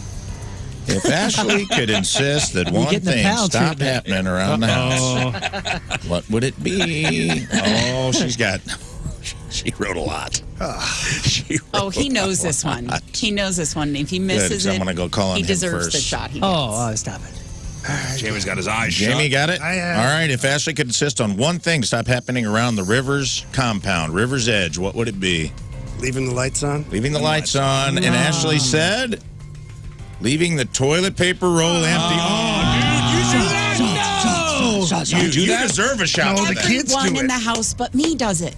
Every one of the kids. that's a Jamie, Tina thing, I dude. walk in, there's no toilet paper. Oh, I've done all the time. I've done the walk of shame a few times. Wow. Tina does that to me all the time. She uses an aggressive amount of toilet paper. Now, in fairness to me, I will get the new toilet paper. I just won't put it on the roll. No, I'll just, you won't. What? No, lazy? No, You demon. No, As tell long the as you're truth. propping it, I'm okay with what? it.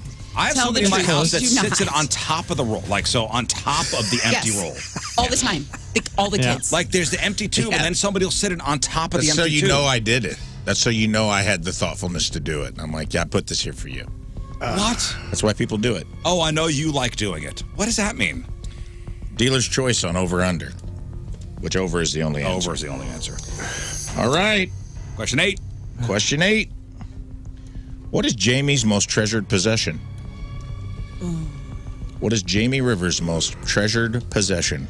We've gotten 5 correct, 2 wrong so far. Let's keep it going. Guess started strong, starting to fall off a little bit here on the back end. Okay. Jamie's got his answer. Ashley's got her answer. Okay, let's go to Ashley first. What is Jamie's most treasured possession? 2019 Stanley Cup ring. That's pretty treasured. Jamie Rivers. Stanley Cup ring. Stanley Cup rings, plural. Letting you know he's got more than one. Flex. Bling, bling. Nice. Okay. That's awesome. Yeah. Okay. Stanley Cup ring. All right. I get it. What are we on? Question 9? Question 9. Question 9.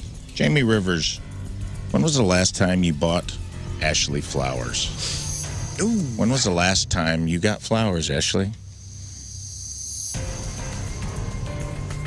Oh, okay. Both thinking. Both writing. Thinking, both writing. Let's see how we did. Ashley, when was the last? Okay, he changed his answer. That's always a good sign. That's a good sign. Okay. Good sign for us. No, we're not changing again. Oh, come on, wait till we get. Ashley, when's the last time Jamie bought you flowers? I just thought about it and I think it's wrong. My Her birthday. Jamie says? said B-Day. Oh. What did you write before that? Valentine's Day. No. Damn it. But then I go, whoa, So- chronologically, her birthday's after. I think we're both technically wrong because Why? you got me flowers on Mother's Day, which was a week after my birthday. Oh, well, you matched, though. But we Well, matched. you're both We're both wrong, and wrong we're at both the right. same time. 7 correct, 2 wrong. I feel like I know the answer to this one, but I'll go ahead and. When it comes to intimacy, Oh, God.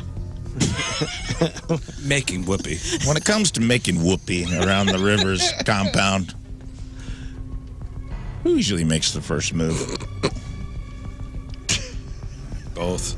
Furiously Yeah, writing I it feel down. like- I felt like this was a gimme. All right, just put them up at the same time. 1, 2, 3, Jamie. Yeah, we all do that. Okay. It's a daily. I didn't really want to lob that softball in there. All right. What are we on? 11. That was 8 correct, 2 wrong. All right, we're on 11. 2 more questions. All right. What is Ashley's dream car? What is Ashley's dream car? Oh, wow.